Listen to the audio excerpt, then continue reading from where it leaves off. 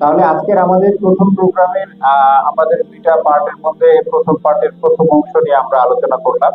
আমরা এখন সেকেন্ড পার্টে যাব। প্রথম পার্টে যেগুলো ট্রেনিং রিলেটেড জিনিস ছিল বা আপনাকে জানার প্রয়োজন, তাহলে আমরা এখান থেকে কি কি জানতে পারলাম, যেটা আপনাকে প্র্যাকটিস করতে হবে।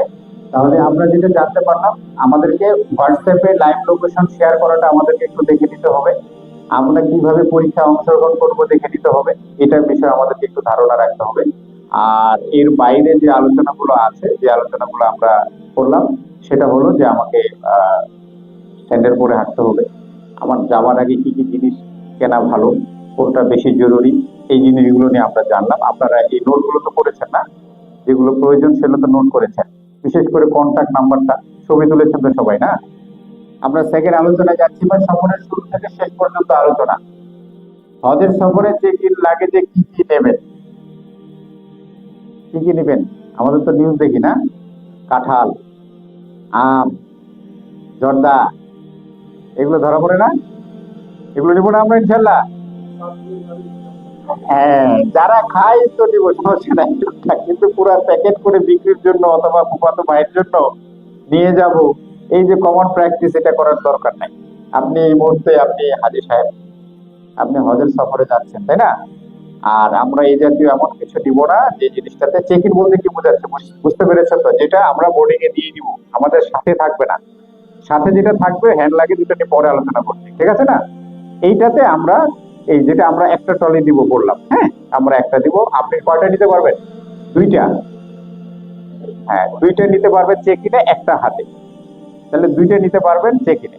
আচ্ছা, ওজন কতটুকু? 23 কেজি। কত কেজি? 23 কেজি, মনে থাকবে তো ইনশাল্লাহ? এটা নিয়ে খালি প্রশ্ন আসে, 23 কেজি একটা। আচ্ছা, ব্যাগ সহ 23 কেজি, কিন্তু রশি মশি যা লাগাবেন 23 কেজি। ব্যাগের অবস্থাটা 12টা বাজায় ফেলি আমরা, হাই রে হাই, কষ্টে পার প্লাস্টিক পেঁচায় পেঁচায়, কোনো দরকার নাই ইনশাআল্লাহ। আমার কথা বুঝতে পারছেন? এত কিছু দরকার নাই, আপনি নর্মালি নেন, এগুলো নিয়ে এত আছাড় মাথার মারেন, এত কিছু হয় না। এই জীবনে আমি প্লাস্টিক লাগাইনি, লাগে নাই। আর এই যে পাসপোর্ট, গ্রামের বাড়ি, বাপের নাম, মার নাম, এগুলো এত কিছু দরকার নাই। আপনাকে আমি ট্র্যাক করব, আপনার একটা আইডি আছে, টুসুক আইডি এখানে দিবে। ওই আইডি দিয়েই আপনাকে আমি ট্র্যাক করব, স্ক্যান করব, অথবা আপনার ব্যাগ হারিয়ে গেলে আমার কাছে মেসেজ আসবে, সব আইডি দিয়ে। আপনার ওখান থেকে কম আসে, ওখান থেকে আসে না, ঠিক আছে না?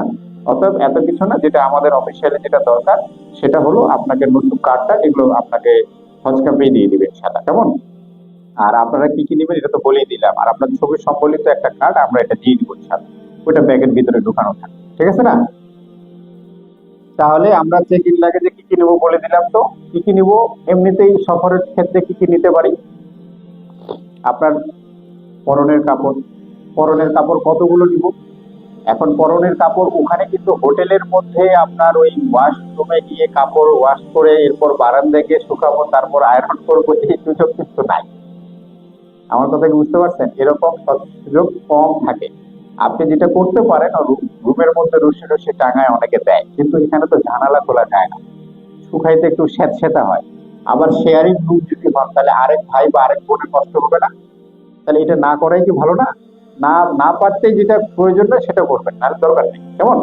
তাহলে কি করতে হবে? অন্তত আমি এই যে 15-20 দিন, 30 দিন বা 40 দিনের সফরের বেসিক যে জিনিসগুলো আমাকে নিতে হবে, ঠিক আছে না? কি কি নিতে হবে? আমাদের পরনের কাপড় নিতে হবে, মেয়ে মানুষের মেয়ের পরনের কাপড় নিব, তারপর পাশাপাশি আমরা আপনাদের আরো কিছু জিনিসপত্র যেগুলো প্রয়োজন নিত্যদিনের জন্য, সকাল থেকে সন্ধ্যা পর্যন্ত, এগুলো নিব। আমরা এটা লিস্ট দিয়ে দিব সেটা গ্রুপে, আমাদের লিস্ট করা আছে। ফ্যামিলির জন্য কি, বাচ্চার জন্য কি, পুরুষের জন্য কি, মহিলার জন্য, সব করা আছে। আপনি ওখানে সবকিছু দেখে দেখে যেটা প্রয়োজন এটা নেবেন, এর বাড়তি কিছু প্রয়োজন হলো সেটাও নেবেন, ঠিক আছে না? হ্যান্ড লাগেজে কি কি নেবেন? হ্যান্ড লাগেজে কি কি নিব? হ্যান্ড লাগেজে কি নিব? অন্তত 2 দিনের কাপড় বা একদিনের কাপড়, একটা সেট। যাওয়ার সময় তো আমরা ইনশাআল্লাহ সবাই ইহরামের কাপড় পরেই উঠবো, তাই না? তাহলে আমাদের অন্তত একটা সেট যেন থাকে, রাতে পরে ঘুমাবার সেট, এরপরে একটা পাঞ্জাবি পাজামার সেট, এটা যেন অন্তত থাকে। ক্লিয়ার? দুই হচ্ছে আমাদের যেটা ওষুধ, যারা রেগুলার সেবন করি যেগুলো, এগুলো অবশ্যই আমি 10-15 দিনের বা 20 দিনের যেটা প্যাকেট হয় ওটা এখানে দিব, বাকি অর্ধেকটা ইয়াতে চেক ইন লাগেজে নিই, ঠিক আছে না? এটা মিস করা যাবে না। আর এর বাইরে ব্রাশ পেস্ট, এই জাতীয় জিনিসগুলো আমরা নিব।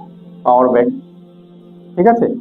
এটা নিব কেন নিব, এই জিনিসগুলো মাথায় রাখবেন। হজের ক্ষেত্রে কিন্তু আপনাকে এখানে দুইটা ইমিগ্রেশন হবে। কোথায় হবে? ঢাকায়। নর্মালি নিয়ম কি, এদেশ থেকে বের হলে এখানে একটা ইমিগ্রেশন, যে দেশে যাবো ওখানে ইমিগ্রেশন ক্রস করতে হয় না? এইখানে সৌদি ইমিগ্রেশন ঢাকা এয়ারপোর্টে হবে, আর বাংলাদেশটা হবে হজ কমপ্লেক্সে। এই জন্য আমরা নর্মালি যে 3 ঘন্টা বা 2 ঘন্টা আগে যাই, এখানে যেতে হবে মিনিমাম 6 ঘন্টা আগে। কত ঘন্টা আগে? 6 ঘন্টা। সব পেন এখানে। এরপর ফ্লাইটে নামবো, নামবার পরে আমাদেরকে বাসে করে নিয়ে যাবে। আমার কথা বুঝতে পেরেছেন? কোথায় নিয়ে যাবে? আমাদের যে হোটেলে বা যে বাসায় থাকবো ইনশাআল্লাহ। তো যাওয়ার সময় নর্মালি কি হয়, যাওয়ার পর আমরা বেড থেকে লাগেজ নিই না, চেক ইন লাগেজটা, কিন্তু হজের ক্ষেত্রে নিতে হয় না। হজে হজ ম্যানেজমেন্ট কর্তৃপক্ষই আমার হোটেলে পৌঁছায় দিবে, যেন হাজিদের কষ্টটা কম হয়। এটা আমরা করছি, কিন্তু কষ্ট অনেক বেশি হয়, বা রাস্তায় 5 ঘন্টা লাগে, 8 ঘন্টা রাস্তা যাওয়ার সময়। সবর, ঠিক আছে, লাফানো যাবে না। খালি চেকিং চেকিং, ফাংশনের অভাব নেই। কি যে করে আল্লাহর হস্তে, খালি চেকিং এর উপর রাখবে আপনাকে। তো আপনারা এই জন্য সবর হারাবেন না। যাওয়ার পরে, আমাদের ওখানে যাওয়ার পরে নর্মালি যেটা আধা ঘন্টা বা 1 ঘন্টা লাগার কথা, এটা এখনই মাথায় নিয়ে নেন, 4 থেকে 5 ঘন্টা লাগার সম্ভাবনা আছে। ক্লিয়ার? আর যদি লাকিনি যায়, ভাগ্য আল্লাহ লাখ ফেভার করে, তাহলে আবার আগেও যেতে পারে। আচ্ছা, আর লাগেজ চলে যাবে। কিন্তু লাগেজ গত বছর গিয়েছে, যখন গেছি তার ওই দিন রাতে, তার আগের বছর 2 দিন পরে পেয়েছে, লাগেজ যায় নাই। ওরা আর অত খুঁজে না কোন হোটেল কোন বাসা, ওই হজ আমাদের যে হজ মিশন ওখানে ফালাই দেয়। এরপর আমাদের এজেন্সির মালিককে ফোন দেয়, আমরা আলাদা গাড়ি করে নিজের টাকা দিয়ে আবার লাগেজ আনতে হয়। বুঝতে পেরেছেন?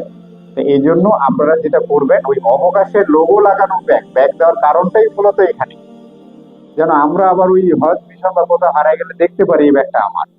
ঠিক আছে না? অতএব ওই মেইন লাগেজটা যেন আমাদের অবকাশেরটা হয়, আর অপশনালটা আপনার সাথে করবেন। যদি দুইটা নেন, আর একটা নিলে তো কোনো কথাই নেই। ঠিক আছে না? তো আপনারা এই জন্য অবশ্যই হ্যান্ড লাগেজে 2-3 দিনের যেগুলো জরুরি জিনিস, এইগুলো যেন হ্যান্ড লাগেজ মিস না হয়। ক্লিয়ার? বাকিগুলো আপনারা ওখান থেকে নিতে পারবেন। ঠিক আছে না? হজ ক্যাম্পে ফ্লাইট ছেড়ে কতক্ষণ আগে যাবেন? 6 ঘন্টা আগে। কতক্ষণ আগে? কমপক্ষে 6 ঘন্টা আগে। এটা পরবর্তীতে কম বেশি হতে পারে, আমরা গ্রুপে জানাবো ইনশাআল্লাহ। ইহরামের কাপড় কোথায় পরিধান করবেন? মাসালা সংক্রান্ত ব্যাপার, শায়েখ বলবেন, আমি আমারটা বলে দিই। ইহরামের কাপড় পরা মানে কিন্তু ওমরার নিয়ত করা না, ইহরাম বাঁধা না। ইহরামের কাপড় পরা আর বাঁধা দুইটা আলাদা জিনিস। ঠিক আছে না আমার কথা? তো আপনি যেটা করবেন, ইহরামের কাপড়টা আপনি যেটা করবেন, যেখানে বাসা থেকে পরে বেরোতে পারেন, সমস্যা নেই। আমি কি করি? আমি বাসায় পরি না, কারণ এই বাসা থেকে 6 ঘন্টা আগে গিয়ে এত পেট দিয়ে বারবার খুলে যায়। অভ্যাস নাই তো, সেলাই ফেলাই নাই না, বিশেষ করে চাদরটা পরে যায়, ডিস্টার্ব হয়, ময়লা হয়ে যায়। আমি যেটা করি, ওই হ্যান্ড লাগেজের মধ্যে একটা ইরামের সেট রেখে দিই। যাওয়ার পরে এখানকার হজ ক্যাম্পের ইমিগ্রেশনের সব কাজ শেষ। এরপরে ওই পারে গিয়ে যখন আমরা ফ্লাইটে ওয়েটিং রুমে যাব, তার ঠিক আগে ওখানে প্রেয়ার রুম আছে ঢাকা এয়ারপোর্টে। ওই জায়গায় গিয়ে আপনি রিল্যাক্সে দেখবেন আরো শত শত হাজি সেম কাজটা করছে। আপনি গিয়ে উঁচু করে ওখানে ইরামের কাপড়টা পরিধান করে নিতে পারেন ইনশাআল্লাহ। ঠিক আছে না? এখন ইরামের কাপড়ের আগে পরে সালাদকে আদায় করবো 2 রাকাত, এটা সাহেব করবে। ঠিক আছে না? আমার মুখস্থ জানা আছে, মুখস্থ বললাম না, উনি বলবেন। ঠিক আছে ইনশাআল্লাহ? তো এরপরে আপনি ইরামের কাপড়টা পরিধান করে নেবেন, পরিধান করে ব্যাস, এরপর আমরা ইনশাআল্লাহ ফ্লাইটে উঠবো। তাহলে মনে থাকবে ইরামের কাপড়টা কোথায় পরবো? বাসা থেকেও চাইলে পরে বেরোতে পারেন, আপনারা যদি চান বাসা থেকে পরে বেরোবেন, বাসা থেকে পরেও বের হতে পারেন। এটা ইমোশনাল ব্যাপার কাজ করে, সবাই বিদায় দিতে আসে, সবাই আসে, এই ইমোশনটাকে মাথায় রাখতে গিয়ে আমরা বাসায় ইরামের কাপড় না বের হয়তো হাজি হাজি ভাব আসে না, আসে।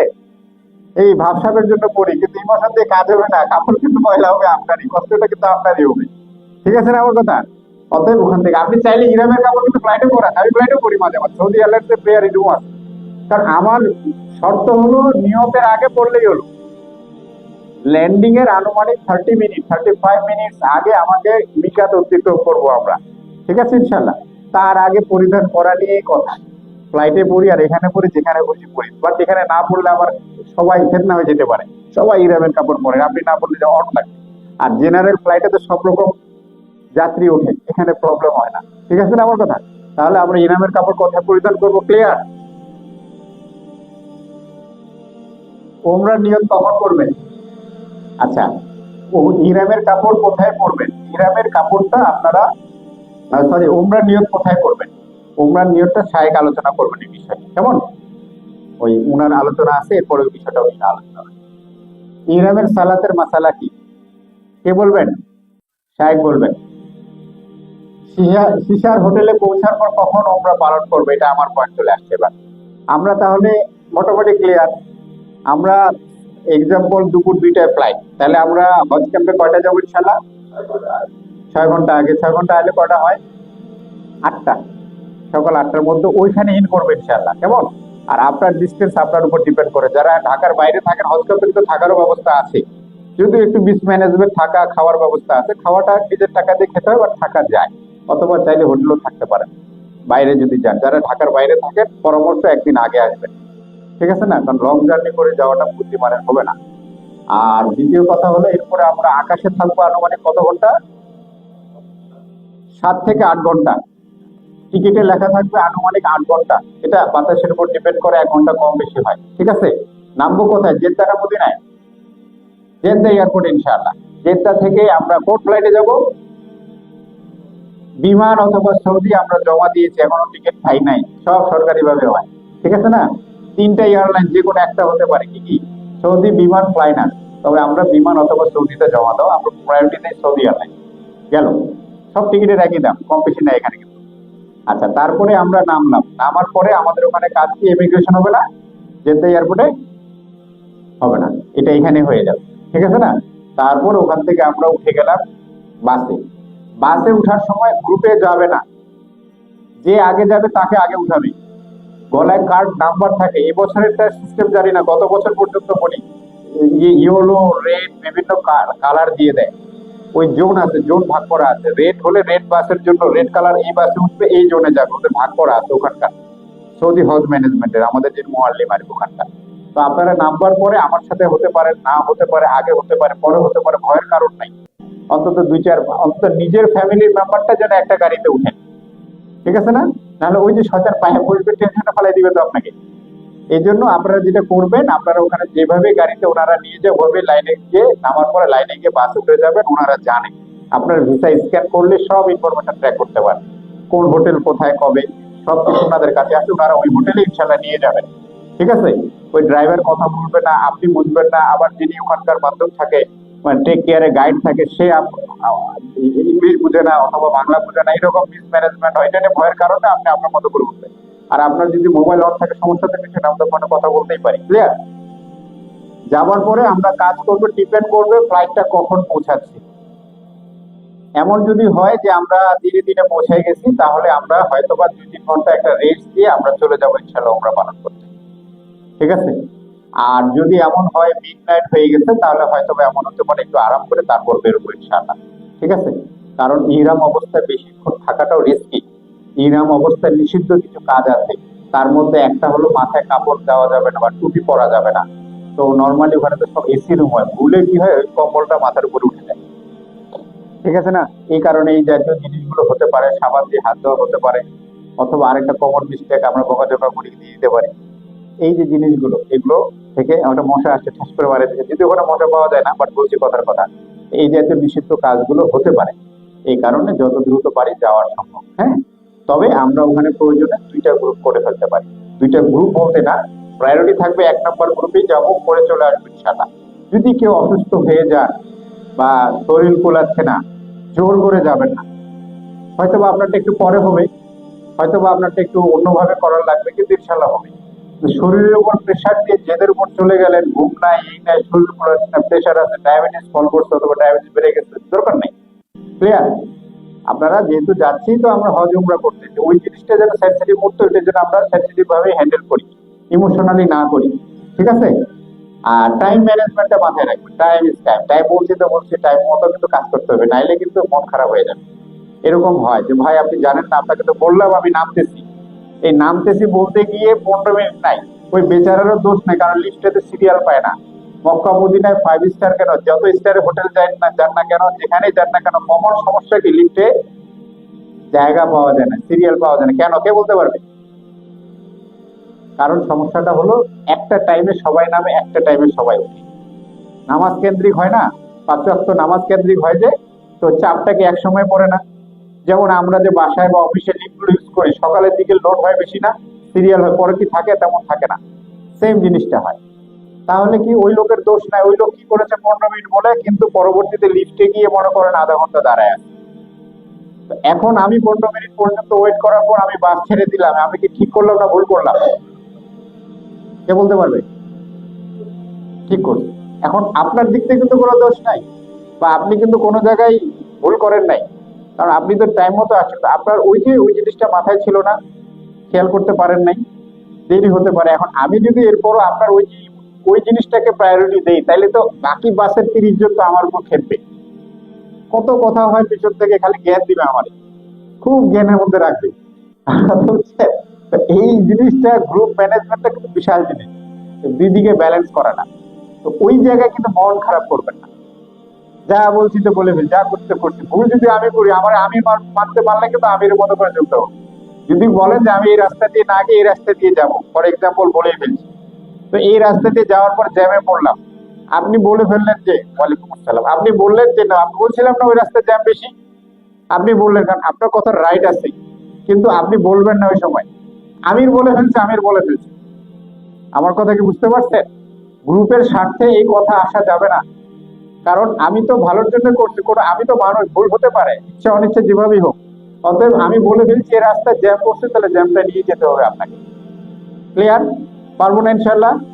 ওই পিছনে আর জ্ঞান দিয়ে না, জ্ঞান দিলে হয় ইনফেকশন হয়, আরেকজন কথা বলার সুযোগ পায়। আর মানুষ মাত্রই তো একটু কম রাগে, বেশি রাগে, জ্ঞানী অনেক টাইপের মানুষ হয়, তখন এই প্রবলেম গুলো বেশি ক্রিয়েট হয়। আমার কথা কি বুঝতে পারছেন? আচ্ছা, তাহলে আমরা কখন পালন করবো? ক্লিয়ার তো না? আমাদের হোটেল আলহামদুলিল্লাহ 6-7টা হয়ে গেছে। হোটেলটা দুইটা ক্যাটাগরি, আমরা যারা ডিলাক্স স্ট্যান্ডার্ড প্যাকেজ আছে সেটা একটা ক্যাটাগরি, প্রিমিয়ামদের জন্য আরেকটা ক্যাটাগরি, পাশাপাশি দুইটা হোটেল। তো এখানে যেটা হলো আমাদের, ওখানে যাওয়ার পরে আমাদের কিছু প্রোগ্রাম আছে, কিন্তু ওখানেও কিছু ট্রেনিং রিলেটেড একদম মানে প্র্যাকটিক্যাল সেশন আছে, এবং এমনি কথা আলোচনা শায়কের আছে। তো আমরা এই 2-4 দিনের মধ্যে ডিসিশন নিব, অথবা তখন ডিসিশন নিব কোন বিল্ডিং এ করব। যদি হয় যে আমরা এই স্ট্যান্ডার্ডে করছি, তাহলে আমরা প্রিমিয়ামরা ওখানে আসবো ইনশাল্লাহ, অথবা প্রিমিয়ামে করছি স্ট্যান্ডার্ডে করবো। আমাদের দেখতে হবে, কারণ আমি তো একা না, মানে আরো অনেক এজেন্সি আছে। হজের ক্ষেত্রে আপনারা জানেন কিনা, এটা কিন্তু বুকিং.কম এখনতে হোটেল বুকিং হয় না, পুরো ফ্লোর বিল্ডিং নিতে হয়। তো যার কারণে আমরা একটা বড় এজেন্সি, একটা লিড হিসেবে যাচ্ছি। এখানে প্রায় 2800 3000 ইয়ে আছে, হাজি আছে। তো এক একজন এক এক বিল্ডিং এ, তো আমার বিল্ডিং এ দেখা যাবে 10-15টা এজেন্সি চলে আসে। এই 10-15টা এজেন্সি মিলে আমরা যদি একটাতে প্রোগ্রাম করতে চাই, তা আমাদের শিডিউলের ব্যাপার আছে না, তো চাইলেই আমি পারবো না। আপনারা আবার এটা মাথায় রাখবেন। তো অতএব হজ শেষ হওয়া পর্যন্ত কিন্তু আমার কাছে আপনারা সবাই প্রিমিয়াম।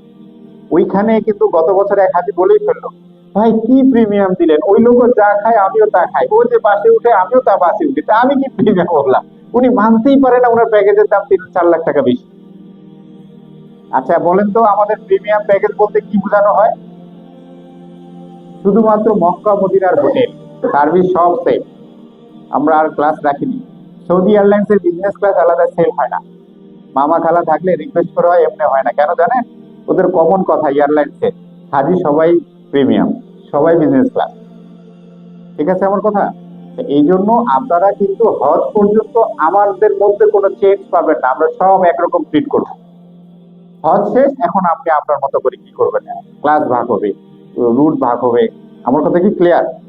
অতএব তখন পর্যন্ত আপনারা এই জিনিসগুলো মাথায় আনবেন না, আনলে শয়তান আপনাকে পায় ফেলবে। তাহলে পরে দেখবেন ইবাদতে ডিস্টার্ব হচ্ছে, আপনি মজা পাবেন না। আর বেশি কষ্ট না, তো আমাদের সবচেয়ে বেশি আরাম লাস্ট সাইডে যারা, জাস্ট 7টা দিন একটু কন্ট্রোল করবেন, 8টা দিন, কতদিন, 8 দিন এভাবে শয়তানকে এভাবে নিবেন। যেমন রমজান মাসে রোজা রাখা অভ্যাস নাই, খালি মাথায় রাখতে হচ্ছে প্রথম 5টা রোজা রাখলে আর টেনশন না, রাখবো না, দেখবেন 5টার পরে আমরা ইজি হয়ে গেছে নাকি? সত্য কথা বলছি না?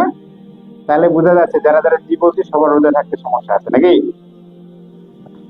তাহলে এটার ক্ষেত্রে যেটা করবেন, হজের ক্ষেত্রে আপনারা এই 30 দিন বা 20 দিন 40 দিন যাই প্যাকেজে যান না কেন, মাথায় রাখবেন যে প্রথম 7-8 দিন কোনো সাউন্ড নাই, কোনো সাউন্ড আছে, কোনো সাউন্ড নাই, খালি এটা মাথায় রাখবেন। এটা পার হয়ে গেলে দেখবেন আপনাকে আর শয়তান ধরবেই না। ও ধরে লাভটা কি করবে? তখন তো আপনি একা 100, হজই তো শেষ হয়ে গেছে। যে কান্নাটা আরাফার মধ্যে না কাঁদছেন যদি হয়, যে আপনি মাথাতে কাঁদছেন, যেভাবে আল্লাহরে চাইছেন, ও তো বুঝে ফেলে যে আল্লাহরে পায়ে গেছি, তাহলে আপনার পরে ধরে লাভ আছে? ধরে লাভ নেই তো আর। এই কারণে আপনারা প্রথম অন্তত 7-8 কোনো সাউন্ড নেই ইনশাল্লাহ, কেমন? তাহলে আমরা যেটা বললাম উমরা পালন করব, ডিপেন্ড করবে, মাসওয়ারা করব, আগে ডিসিশন নিব একরকম, এরপরে আমরা ওখান থেকে ইনশাল্লাহ যাওয়ার আমাদের হোটেলের অবস্থানটা হচ্ছে জামারা, যে জায়গায় কঙ্কর নিক্ষেপ করবো ইনশাল্লাহ 3 দিন, আর মসজিদুল হারাম এটার মাঝামাঝি, একদম মাঝামাঝি, জাস্ট একই রাস্তায়, এখান থেকে হেঁটে গেলে 40 মিনিট, এখান থেকে হেঁটে গেলে 40 মিনিট, দুই দিকে। তো ওই জায়গাটাতে আমরা হয়তো ওদের গাড়ি নিয়ে যাব, বাট গাড়ি নিয়ে গেলে যেটা হয় মসজিদুল হারামের সব পয়েন্টগুলো বন্ধ থাকে, অনেক লোড থাকে। তো মসজিদুল হারামের যে জায়গাটাতে ড্রাইভারের সুবিধা হবে, কোন একটা জায়গা আমাকে ল্যান্ড করে নামাবো, এরপর আমাকে হেঁটেই যেত, আবার হয়তো 20-40 মিনিট হাঁটা লাগতেই পারে, ঠিক আছে? আচ্ছা, হাঁটার পরে আমরা উমরা পালন করবো ইনশাল্লাহ। উমরা পালন করা শেষ হয়ে যাওয়ার পরে আবার আমরা যখন আসবো, তখন আর ওই বাসটা পাওয়া যায় না, ওই বাসটা আর থাকে না, মানে ও যে আমাকে ব্রেক করে নিয়ে আবার উঠবে, এই রকম পার্কিং রিলেটেড কোনো স্পেস কোনো জায়গায় থাকে না, মানে ভাগ্যের ব্যাপার। এখন ওই ভাগ্যের উপর ডিপেন্ড করে তো 60-70 হাজি নিয়ে আমি মুভ করতে পারি না, আমার কথা কি বুঝতে পারছেন? তখন গতবার যেটা করেছি সেটাই হয়তো এবার করবো ইনশাল্লাহ। আমাদের এখান থেকে মোবাইল শপের মধ্যে যে একজন আছে না, ওনাকে লিডার বানায় দিয়ে 7-8 জনের একটা গাড়িতে আর 10 জন তুলে দিয়ে পাঠাই, এইভাবে 4টা গাড়ি নিলে 5টা গাড়ি নিলে আমাদের হয়ে যাবে ইনশাল্লাহ। অল্প ওটা আমাদের অবকাশ থেকে পেমেন্ট করবে, বাট এইভাবে করে হয়তো বাসাটা চলে আসবে আমার, ঠিক আছে না? এটা মাথায় রাখবেন। আর যাওয়ার সময় আমরা চেষ্টা করবো বাসে যাওয়ার জন্য, আর যদি কোনো কারণে বাসও সেদিন প্রবলেম হয়, তাহলে এই ছোট গাড়িতে করে আমরা ইনশাল্লাহ চলে যাব, ঠিক আছে ইনশাল্লাহ? তাহলে আমাদের যাওয়ার পরে এখন উমরা পালন করার সময়, হ্যাঁ প্রথম দিনের কথা বলছি, উমরা পালন করার সময় ইনশাআল্লাহ। আচ্ছা, এখন যেটা হলো আমাদের আরেকটা কনসার্ন হলো যে তাওয়াফ সাইতে বাংলাদেশের হাজিদের ক্ষেত্রে শায়েখ আহমদুল্লাহর একটা লেকচার শুনছেন কিনা, আমরা ইয়ে করি যে হজ করি একভাবে, আর ইন্দোনেশিয়াটা করে হাঁসের বাচ্চা মুরগির বাচ্চা, কারণ জোড়া ছাড়ে না ওরা, হাঁস যেদিক দিয়ে যায় বাচ্চা কাচ্চা দেখবেন সিরিয়ালি ওদিক দিয়ে যাবে, নড়াচড়া করে না। কিন্তু আমাদের বাংলাদেশি হাজির ক্ষেত্রে গেলে 40 জন যাওয়ার পরে খুব বেশি 5টা করে টিকে, নাকি ঠিক না? ভুল বলছি আমি? যারা গ্রুপে গেছেন কখনো আগে, এরকমই হয়, এটা কমন মিস্টেক। তো আমরা যেটা করব, আমরা আলহামদুলিল্লাহ গতবার একটা উইকেট পড়ে নাই, তাওয়াফ সাইডও পড়ে নাই, 10 দিল তাওয়াফ সাইড সেটাতেও পড়ে নাই, ইনশাল্লাহ পড়বে না। সেটাতে আমরা যেটা করি, আমরা একটা মেনটেন করি, প্রথমে একজন পুরুষ যদি উনার ওয়াইফ থাকে বা উনার ফ্যামিলি মহিলা কোনো মেম্বার থাকে, উনি তারপরে আরেকটা মহিলা, তারপরে আবার পুরুষ, এইভাবে করে আমরা একটা সিরিয়াল করি। এই সিরিয়ালে তাহলে দুই পাশে পুরুষ থাকলো, মাঝখানে মহিলাগুলো থাকলো, ক্লিয়ার? আবার সামনে যারা ব্যাচেলর এদেরকে 1-2 জন কাকে দিয়ে দিই, পিছনে 1-2 জন কাকে দিয়ে দিই বডিগার্ড হিসেবে। এখন আমরা ঘুরবো, ক্লিয়ার? ঘোরার সময় তাওয়াফ এবং সাই করার সময় প্রথম যারা যাচ্ছে খুব ইমোশন হবে, কাবাটা একটু ধরি, এটা সেটা করি, প্রথমে না, প্রথমে আমরা চেষ্টা করবো যত সহজে করা যায়। যদিও গত বছর আমরা একবার কাবা ছুঁতে পেরেছিলাম, বাট এটা ডিপেন্ড করে, ঠিক আছে না? ওটা পরে আবার যাবেন আপনি ইনশাল্লাহ, সুযোগ তো আছে। আগে আসল কাজটা আমরা করে থাকবো ইনশাল্লাহ। এইভাবে গ্রুপ ম্যানেজমেন্টটাকে আপনাকে ফলো করতে হবে। আপনি যদি ভাবেন যে আপনাকে আমি যে জায়গায় দাঁড়াই দিচ্ছি, আপনি এটা সরে যাচ্ছেন, বারবার বারবার ঢুকে যাচ্ছেন, অথবা বারবার মাঝখানে ফাঁকা করে দিচ্ছেন, ওখানে যে কালো কালো বড় বড় লোকগুলো থাকে আফ্রিকান, ওদের যে শক্তি, একবার যদি ডিজু মারে দেয়, মাঝখানে দেয়, তাহলে কিন্তু গ্রুপ ভেঙে গেল। একবার হারায় গেলে আপনি বলবেন আমি এই জায়গা, আমি দেখতে পাচ্ছি ওই জায়গা, কিন্তু ওই জায়গা পর্যন্ত যেতে পারবো না, কারণ হজের ওই 2 দিন আগে অনেক লোক থাকে। আমার কথা কি ক্লিয়ার? অতএব একদম শক্ত করে যেভাবে বলবো আমরা ইনশাল্লাহ, আপনাকে সেভাবে মুভমেন্ট করতে হবে ইনশাল্লাহ, ঠিক আছে না? পারবো না ইনশাল্লাহ? আচ্ছা, এবার গেল ওমরাতে গেছি আমরা, ওমরা পালনের নিয়মাবলী ভিডিওটা আমরা একটু দেখে নিই, ঠিক আছে? এটা দেখার পরে এটা নিয়ে আমরা কথা বলবো, হ্যাঁ?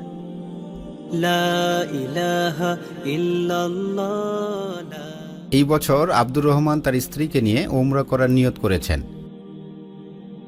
মিকাত অতিক্রম করার আগে পাইলট ঘোষণা দিলেন যে কিছুক্ষণের মধ্যে মিকাত অতিক্রম করা হবে।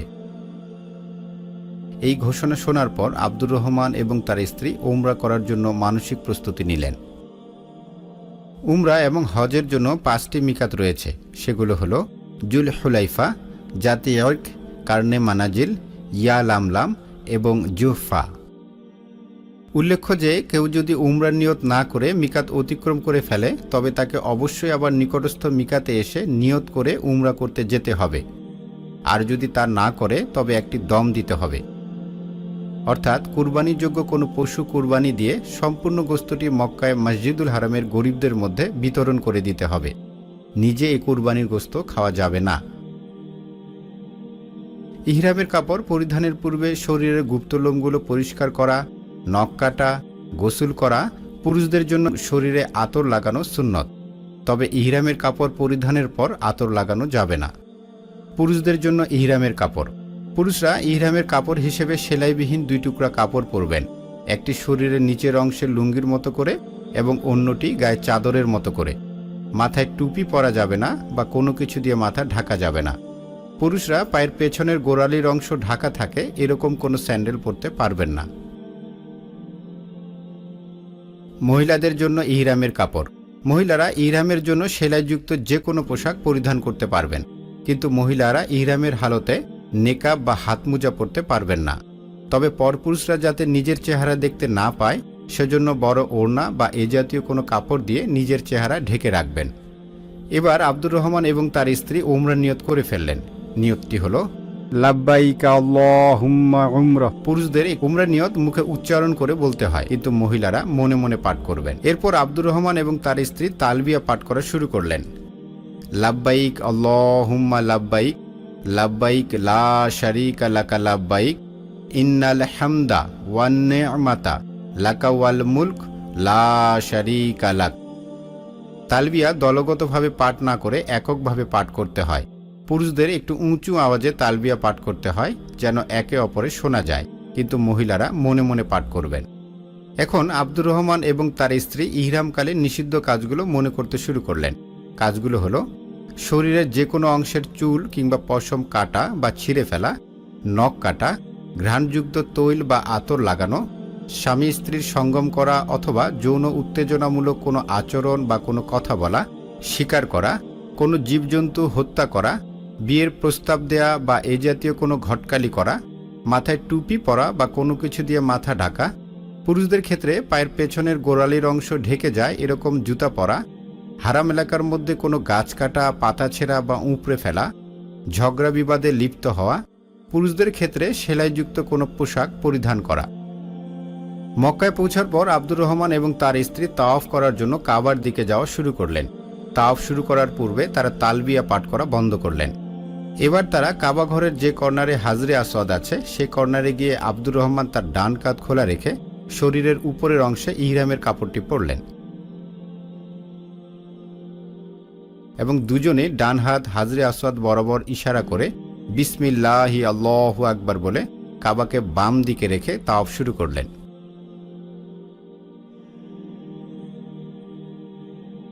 একটি তাওয়াফে মোট 7টি চক্কর দিতে হয় এবং প্রতিটি চক্কর হাজরে আসওয়াদ বরাবর কর্নার থেকে শুরু হয়ে আবার হাজরে আসওয়াদ বরাবর কর্নারে এসে শেষ হয়। পুরুষদের ক্ষেত্রে প্রথম 3 চক্কর একটু জোরে বা দৌড়ানোর ভান করে হাঁটতে হয় এবং বাকি 4টি তাওয়াফ স্বাভাবিকভাবেই হাঁটতে হয়, আর মহিলারা 7টি চক্করেই স্বাভাবিকভাবেই হাঁটবেন। তাওয়াফ করার সময় যে কোনো দোয়া করা যায়। তাওয়াফের প্রতিটি চক্করে হাজরে আসওয়াদের আগের যে কর্নার রয়েছে, যেটিকে রুকনে ইয়ামানি কর্নার বলা হয়, এই কর্নারে হাত দিয়ে ছোঁয়া সুন্নত। যদি হাত দিয়ে ছোঁয়া সম্ভব না হয় তবে তাওয়াফ করা চালিয়ে যেতে হবে। রুকনে ইয়ামানি কর্নার থেকে হাজরে আসওয়াদ কর্নার পর্যন্ত তাওয়াফের প্রতিটি চক্করে একটি দোয়া আছে। এই দোয়াটি করা সুন্নত। দোয়াটি হলো রব্বানা আতিনা ফিদ দুনিয়া হাসানাতাও ওয়া ফিল আখিরাতি হাসানাতাও ওয়া কিনা আযাবান্নার। আব্দুর রহমান এবং তার স্ত্রী এভাবে তাওয়াফ শেষ করলেন এবং তারা কখনোই হিজরে ইসমাইল বা হাতিমের ভিতর দিয়ে তাওয়াফ করেননি, কারণ তারা জানেন হিজরে ইসমাইল কাবার অংশ এবং এর ভেতর দিয়ে তাওয়াফ করা যাবে না। তাওয়াফের 7ম চক্কর শেষ করার পর তারা আর হাজরে আসওয়াদ কর্নার বরাবর ডান হাত তুলে ইশারা করলেন না, কারণ 7ম চক্কর শুরু করার সময় এটি করা হয়ে গেছে।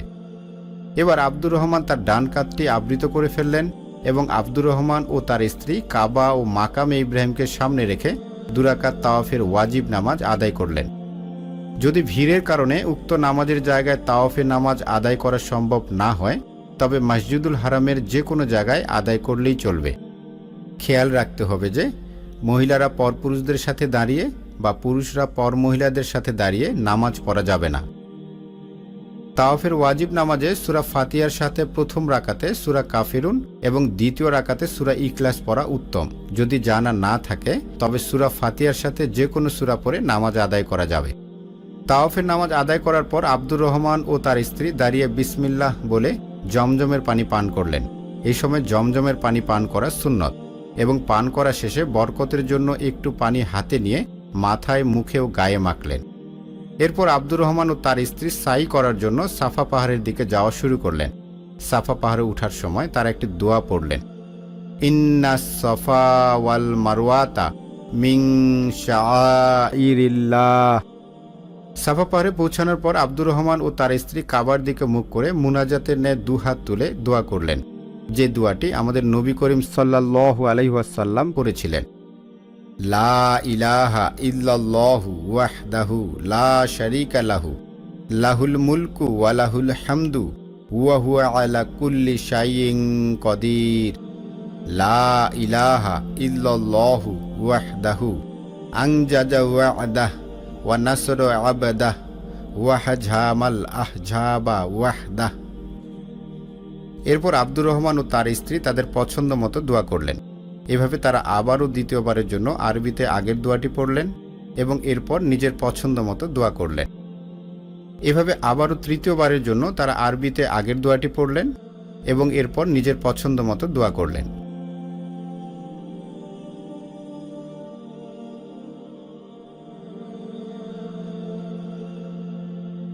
সাফা পাহাড়ের দোয়া শেষ করে আব্দুর রহমান এবং তার স্ত্রী মারোয়ার দিকে হাঁটা শুরু করলেন এবং সবুজ চিহ্নিত জায়গাটিতে আব্দুর রহমান একটু জোরে হাঁটলেন, কিন্তু তার স্ত্রী স্বাভাবিকভাবেই হাঁটলেন।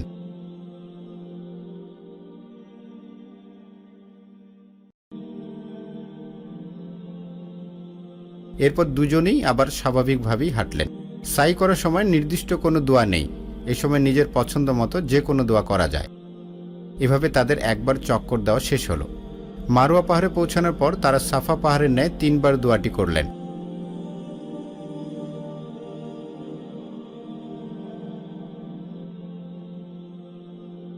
এভাবে তারা আবারও মারোয়া থেকে সাফা পাহাড়ের দিকে হাঁটলেন। আগের ন্যায় সবুজ চিহ্নিত জায়গাটিতে আব্দুর রহমান একটু জোরে হাঁটলেন এবং তাদের দ্বিতীয়বার চক্কর দেওয়া হয়ে গেল। একইভাবে তারা মোট 7 বার চক্কর দিলেন এবং মারোয়া পাহাড়ে গিয়ে 7ম বারের চক্করটি শেষ হল।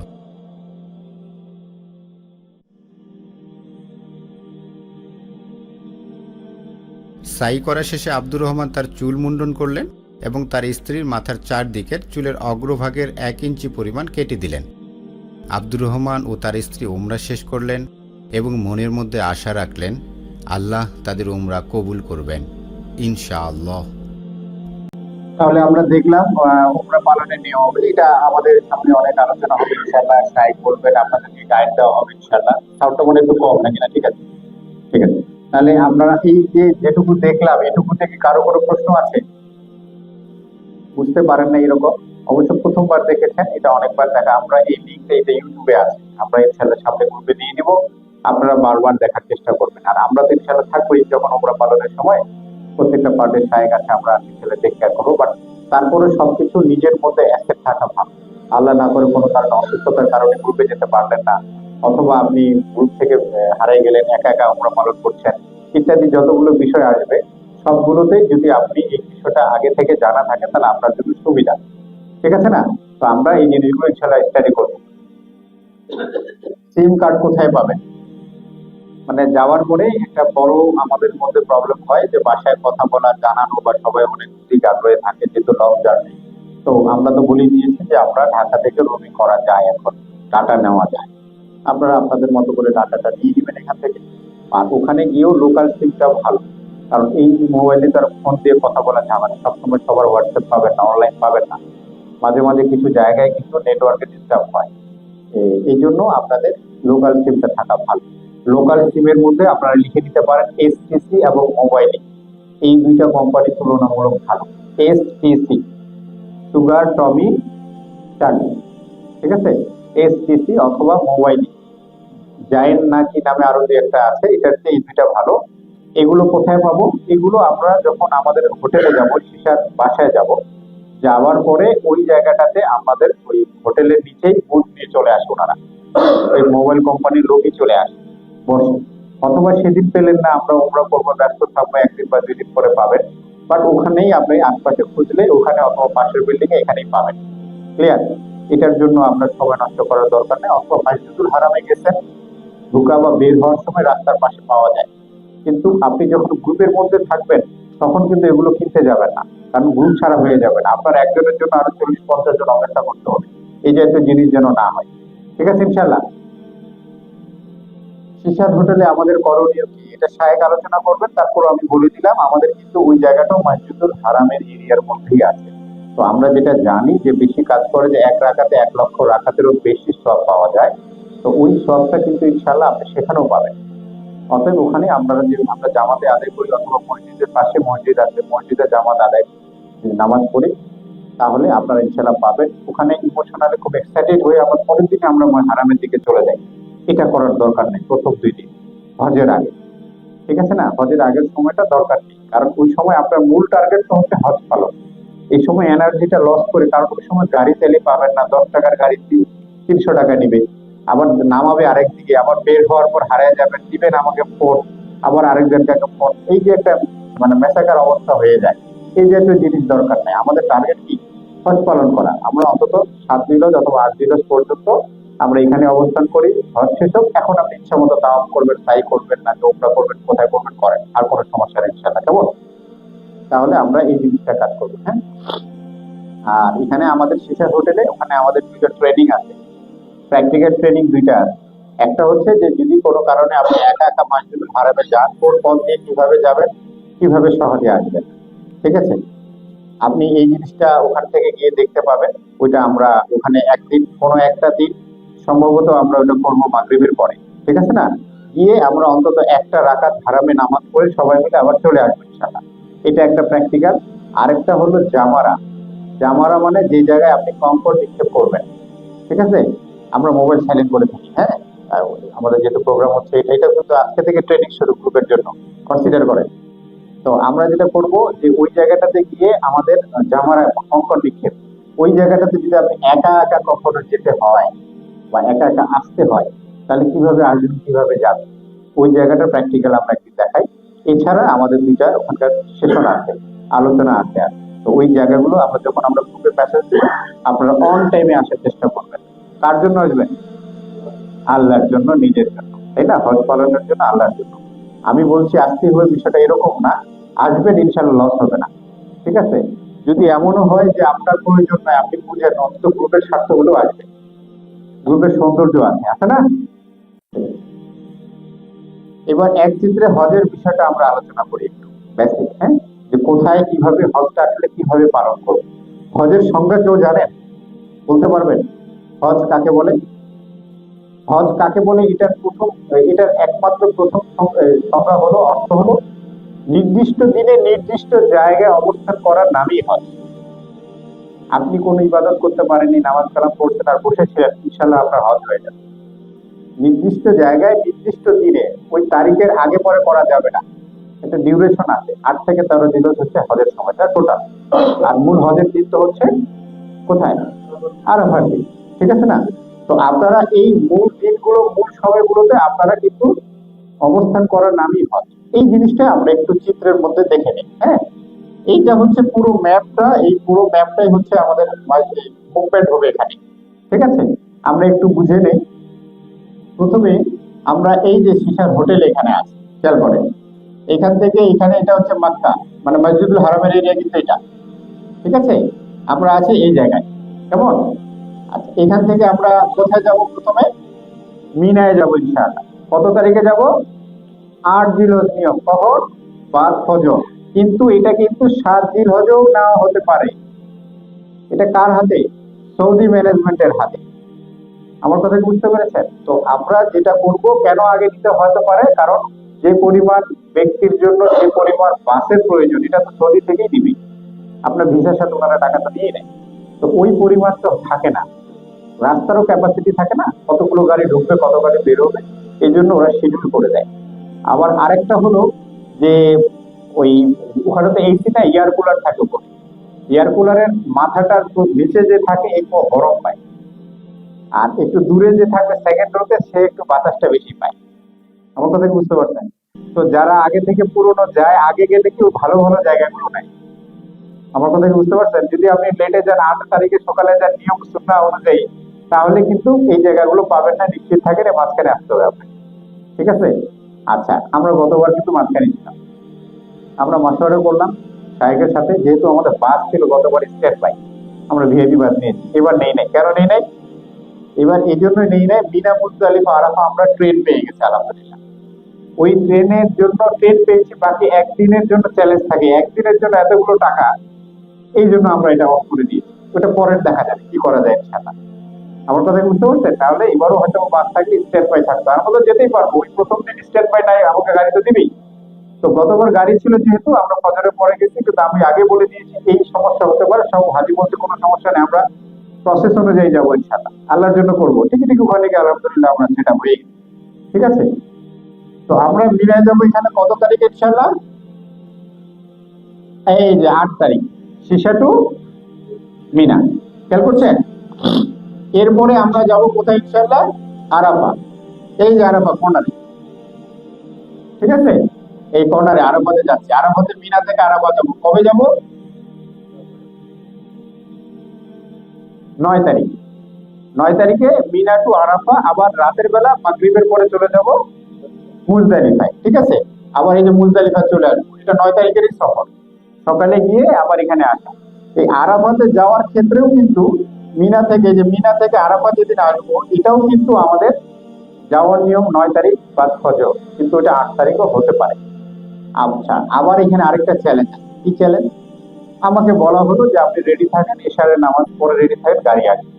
সেই যে গেল আর ফিরে এলো না। এই গাড়ি আস্তে আস্তে সকাল হয়ে গেছে, ফজর হয়ে গেছে। আপনি দিলেন একটা ঝাঁক, ভাই আমি আগে বলতে পারেন না, একটু ঘুমাইতে পারতাম। এই মহিলা মানুষকে নিয়ে এত কিছু করা যায়, এটা সেটা অনেক কিছু। এটা কি আমার হাতে? না, এটা আমার হাতে না। আমাকে বলেছে ওভাবে, আমি আপনাকে দেখ। আবার আমাদের এজেন্সি মনে করেন যে আছে 3000, এখানকার জন্য 10টা বাস বাজেট করেছে। এখন আমাদের সিরিয়ালে যেটা যখন করতে তখনই তো আসবে। আমার কথা কি বুঝতে পারছেন? তো এই জন্য আপনারা এই জায়গাটাতে মনোক্ষুণ্ণ হবেন না। সবর, এই সবরের পরিচয় এখানে। আপনি বসেই থাকেন, কখন আসবে, আসলেই আপনাকে নেওয়া হবে ইনশাআল্লাহ। ঠিক আছে? তাহলে আমরা সেদিন আসবো। কখন আসবো এটা? 8 তারিখ রাতে, অথবা 8 তারিখ মিনা থেকে আরাফা 8 তারিখ রাতে, অথবা 9 তারিখ সকালে। নিয়ম হচ্ছে 9 তারিখ সকালে। আচ্ছা, এরপরে আরাফা থেকে মুজদালিফা যাব কখন? বাদ মাগরিব। এইখানে আর আগের সিস্টেম নাই যে আগে চলে যায় লোক কমাবো, মাগরিব পর্যন্ত থাকতেই হবে। এখন মাগরিবের পরে এই দিনগুলো তো হজের দিন, চাও পাওয়ার দিন, সারাদিন চাইলেন। এই রাতের বেলা এই বাসটা পাওয়াটা প্রচন্ড একটা চ্যালেঞ্জ, কিন্তু আমরা তো বাসে না, আমরা কোথায় এবার ইনশাআল্লাহ? ট্রেনে। ট্রেন স্টেশনে আমরা যাবো। ট্রেনের চ্যালেঞ্জ কি হয় জানেন? ট্রেন তো কোনো জ্যামে পড়ে না, এই 10 মিনিট 5 মিনিটের মধ্যে জায়গা মতো পৌঁছে যাবো ইনশাআল্লাহ। কিন্তু ট্রেনের মূল চ্যালেঞ্জটা কি হয় জানেন? ট্রেনের মূল চ্যালেঞ্জ হচ্ছে অপেক্ষা। এই যে দাঁড়ায় আছেন, 2 ঘন্টা চলে গেছে দাঁড়ানোর উপরে, 1.5 ঘন্টা চলে গেছে, আর উপরে গরম হয়েছে, একটা উল্টা দিকে দিয়ে দিয়ে ছাতাটা দিয়ে বাতাস খেতে হয়। ওই যে কিউতে দাঁড়ায় থাকে, অনেক ঘুরাই নিয়ে আসে ওই লোডটা নেওয়ার জন্য। এই জায়গাটাতে আপনাকে সবর থাকে, কিন্তু উঠে গেলে ইনশাল্লাহ আপনি পৌঁছায় যাবেন মুজদালিফা। আর জ্যাম ট্যামের যে পেইন, এই যে রাস্তা গাড়ি আটকে গেলে হাঁটা দিতে হয়, শুনছেন তো মনে হয় আপনার, এর মধ্যে এইটা ইনশাল্লাহ পাবেন না। কিন্তু অপেক্ষা করতে হবে, এটা মাথায় নিয়ে যাবেন। কতক্ষণ অপেক্ষা করতে হবে জানি না, 1 ঘন্টা না 2 ঘন্টা না 2.5 ঘন্টা, কখন এটা ডিপেন্ড করবে। আবার সময় আছে।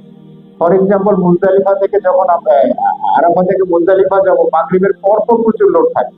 আমি যদি ওখানে 2 ঘন্টা বসে পড়ি, 2 ঘন্টা পরে গেলাম, তাহলে ওখানে অপেক্ষাটা একটু কম হতে পারে। এটা আমরা মাসওয়ারা করবো, আমাদের লিডার আমি বা আমাদের আমির যেটা বলবেন আপনাকে মেনে নিতে হবে। ঠিক আছে ইনশাল্লাহ? আপনার বন্ধু ফোন দিচ্ছে, আরে দোস্ত আমি তো 8টায় ঢুকে গেছি, তোর তো এতক্ষণ দেরি হলো কেন? কয় আর বলিস না, আমার আমির যে কি বুঝলো, এই নি বলে যে 9টায় রওনা দিবে বা 8:30 দিবে। হ্যাঁ, আমার তো 10টা বেজে গেছে আস্তে আস্তে। ব্যাস আপনি আবার আরো পাশে বন্ধুরে বললেন, দেখছেন আমার বন্ধু ঠিক গেছে, ওর গ্রুপ লিডারটা মারাত্মক, ও জানে, ও অনেক বছর ধরে হজ করে, ওর এটা জানা আছে কোন ফাঁক দিয়ে যাবে। ভাই এটা ভাগ্যের ব্যাপার। এই জিনিসগুলো আমি কিন্তু খুব প্র্যাকটিক্যাল উদাহরণ দিচ্ছি, যেগুলো হয় এগুলো বলবো না আমরা। আমি যেটা ডিসিশন যে আগে হয় অপেক্ষা করতে করে নেবেন, পরে হয় পরে করবেন, যেভাবে যাবো মেনে নিতে হবে, আপনি আল্লাহর জন্য মেনে নেবেন, কেমন? তাহলে আমরা চলে গেলাম কোথায়? আরাফা থেকে মুজদালিফা কখন?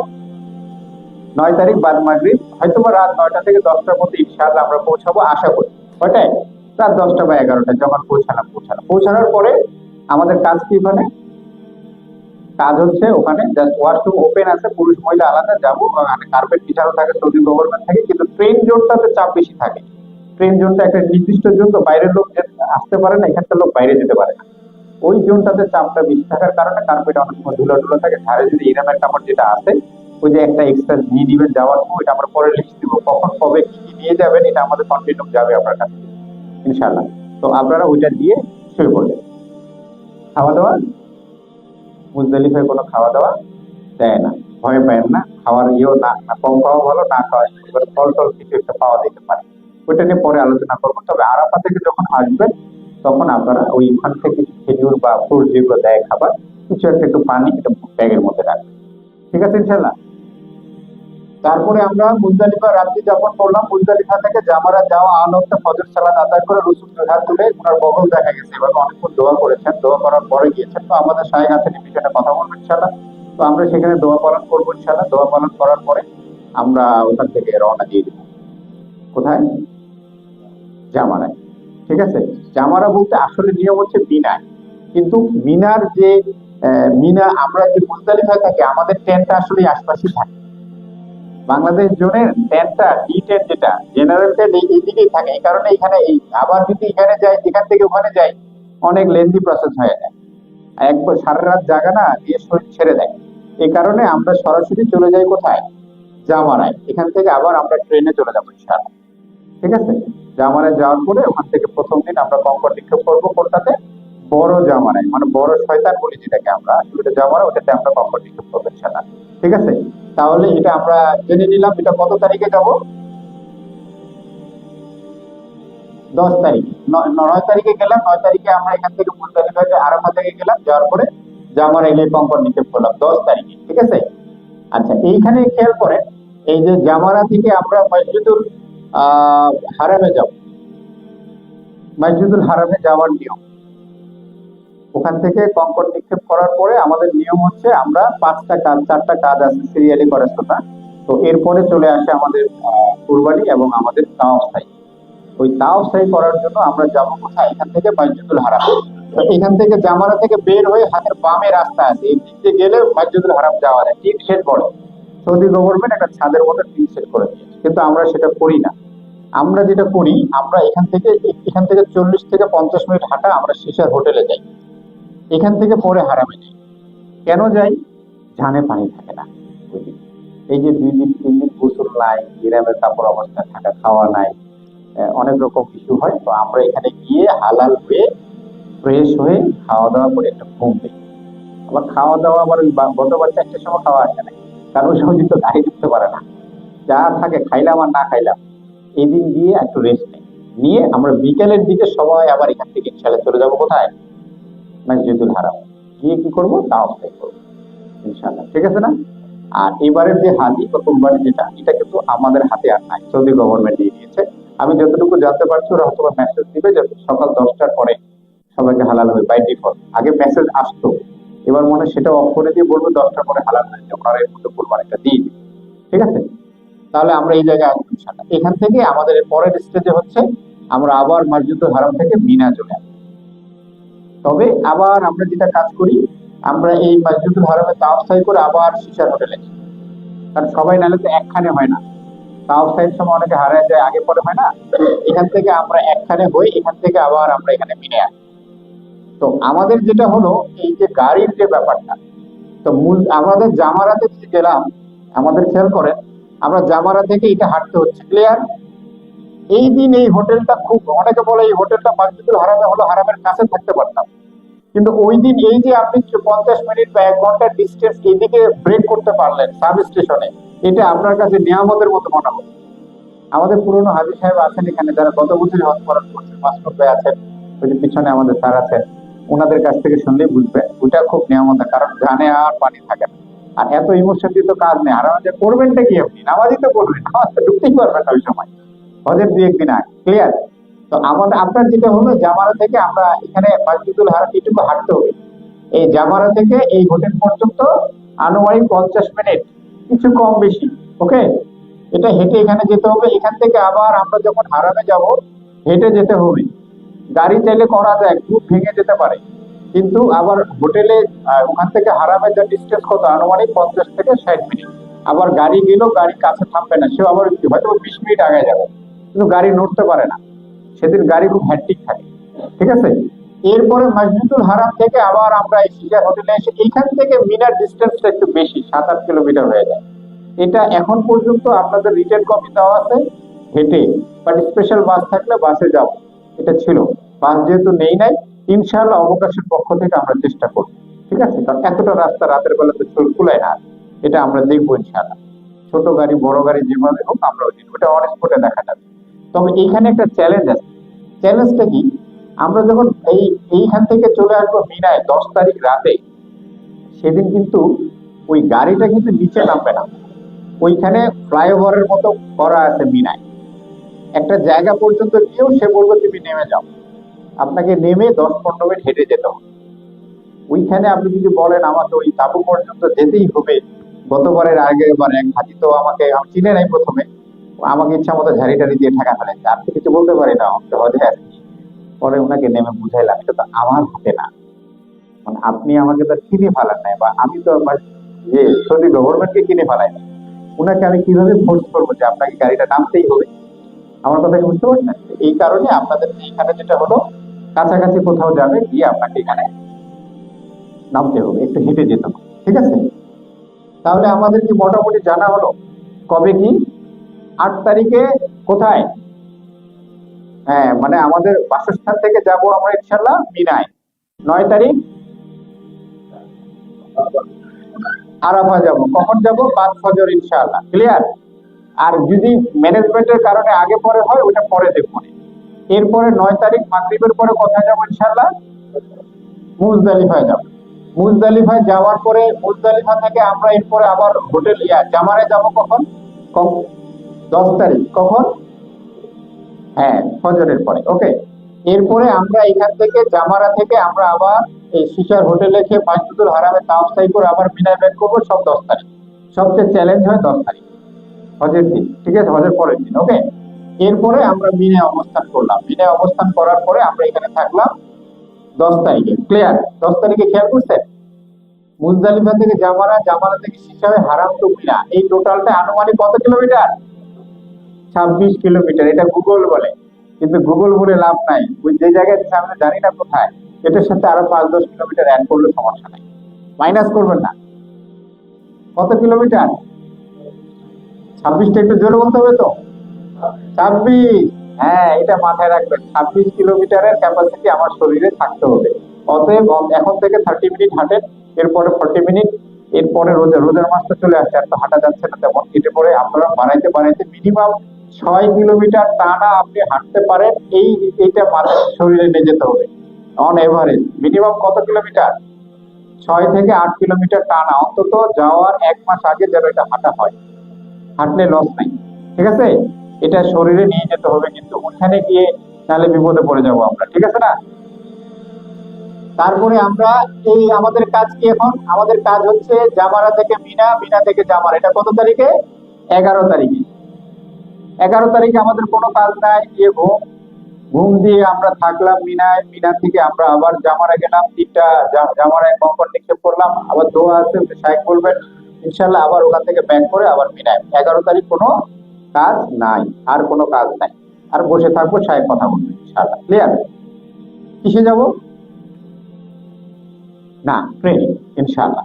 2টা অপশন আছে, একই সময় লাগে, হেঁটে গেলেও তা, ট্রেনে গেলেও তা। কে বলতে পারবে একই কেন সময় লাগে? ট্রেন যাবে না আগে, তাহলে হাটে হাটে আর ট্রেনে এক কেন? ট্রেনে কিউতে দাঁড়াতে হবে। গত 2 বছর সৌদি গভর্নমেন্ট কিন্তু 3টার আগে বের হতে দেয়নি, 4টার আগে। গতবারের আমরা কঙ্কর নিক্ষেপ করছি তখন মাগরিবের আজান দিয়ে দিচ্ছে ওখানে, নিয়ম মাগরিবের আগে করা যেত না, কিন্তু সিচুয়েশনের কারণে হ্যাঁ গতবার মাগরিবে আজান দিয়ে দিচ্ছে। তো কিছু করার নেই। আর আপনাকেও আমিও বলবো না বের হতে, লক করে দেখানে গেটের বন্ধ করে দেয়, আপনি লুকায় বেরোবেন বন্ধ করে দিবেন, মিনা তাবু থেকে বেরোতে পারবেন না। কারণ আগে তো যান কুকুলায় বাঁচতে হবে, তারপর না পরের গুলি। সিচুয়েশন ডিমান্ড করে যে পরিমাণ টেম্পারেচার থাকে। ঠিক আছে ইনশাল্লাহ। আচ্ছা, এবারে আমরা কোথায় আবার মিনা থেকে জামারা, এটা কবে? মিনা থেকে আবার জামারায় চলে যাবো 12 তারিখে ইনশাল্লাহ। কত তারিখ? 12 তারিখ। এখানে একটা কথা হলো 13 তারিখও থাকা যায় না, তবে জরুরি না। না হলে হজ হবে না, বিষয়টা এরকম। হজ হয়ে যাবে ইনশাল্লাহ, এটা সাহেব কথা বলবেন ইনশাল্লাহ। বাট কেউ যদি মনে করেন আমাদের টিমের মধ্যে আমি 13 তারিখও থাকবো, আপনি আবার ব্যাক করে আবার 11-র মতো ব্যাক করে মিনায় চলে আসবেন। ঠিক আছে? আর যদি মনে করেন যে না আমি হজ শেষ করে চলে যাব, তাহলে 12 তারিখে আমরা এখান থেকে ইয়ে থেকে মিনা থেকে জামারে গিয়ে কঙ্কর নিক্ষেপ করে এইটুকু আবার হেঁটে চলে যেতে হবে। চলে যাবো কোথায়? শিশার হোটেলে। ঠিক আছে না ইনশাল্লাহ? 12 তারিখে আমাদের কাজ শেষ, প্রাথমিক কাজ শেষ। এই যে 12 তারিখ মিনা টু জামারা টু শিশার। ঠিক আছে? এই হচ্ছে আমাদের মোটামুটি হজের আলোচনা। তাহলে আমরা জানলাম 8 তারিখ কোথায় যাবো ইনশাল্লাহ? মিনাই। 9 তারিখ আরাফা। আবার 9 তারিখ রাতে আরাফা টু মুজদালিফা। মুজদালিফা থেকে এরপরে যাবো কোথায়? জামারায় পাথর মারবো কখন? 10 তারিখ। 10 তারিখে তাওয়াফ সাই করবো, কুরবানি করবো ইনশাল্লাহ, কাজ শেষ, হালাল হবো। এরপরে সিভিল ড্রেস করবো। কোন ড্রেস? মানে নর্মাল ড্রেস করবো। তাওয়াফ সাই করবেন কিন্তু ইহরামের কাপড় লাগবে না, ওই নর্মাল ড্রেসেই যাবেন আপনি। ঠিক আছে? কোনো সমস্যা নেই, ওইটাই নিয়ম। নর্মাল ড্রেসে তাওয়াফ সাই করবেন। তাওয়াফ সাই শেষ হয়ে গেল, এরপরে আমরা ব্যাক করে চলে আসলাম। আসার পরে আমরা চলে আসলাম ইয়েতে, এই হোটেলে মিনা। এখান থেকে চলে যাব মিনা রাতে 10 তারিখ। 11 তারিখে মিনা থেকে জামারা, জামারা থেকে মিনা। আর কোনো কাজ নাই। 12 তারিখ মিনা থেকে জামারে কঙ্কর নিক্ষেপ করলাম, পরে আমরা আমাদের হোটেলে চলে যাব। এখানে কারো বুঝতে সমস্যা হয়েছে? আমি রুটিনটা বলেছি, মাসালা বলবো না, মাসালা সাহেব বলবেন ইনশাআল্লাহ। কারো বুঝতে রুটিনটা কি ক্লিয়ার? মাথার মধ্যে কি রুটিনটা ক্লিয়ার? কারো প্রশ্ন থাকলে বলতে পারেন। আচ্ছা, গেল। তাহলে আমরা মোটামুটি জেনে গেলাম। হ্যাঁ, মিনায় কবে যাব?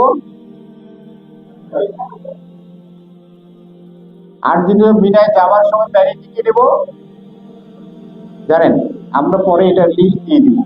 আমরা নিয়ে যাব মিনায় 3 দিনের কাপড়। কত দিনের? 3 দিনের। 8, 9, 10, এর বেশি না। কোন ব্যাগে নিব?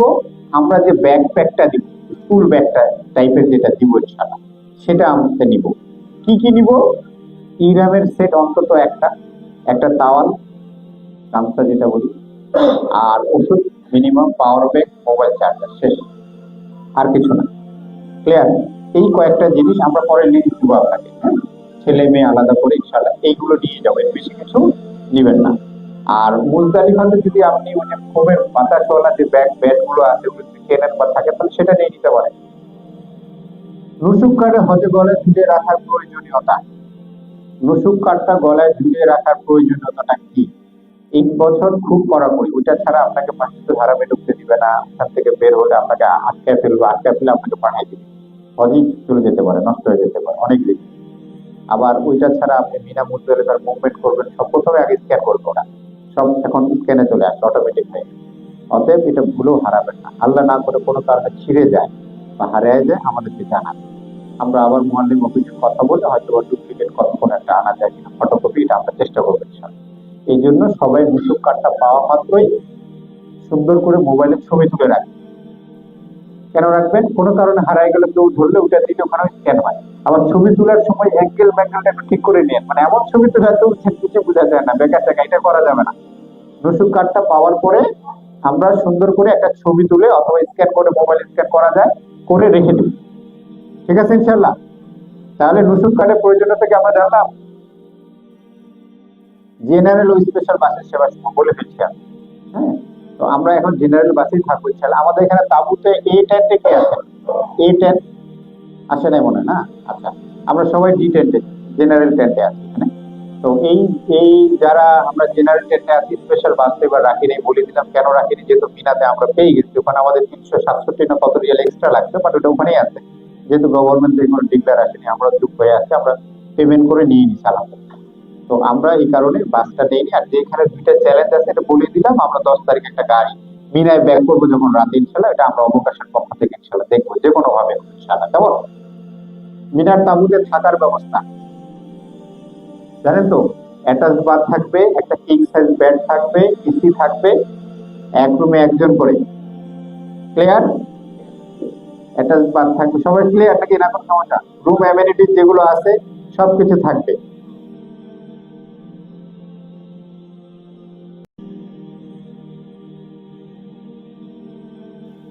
এই হচ্ছে মিনার তাবু।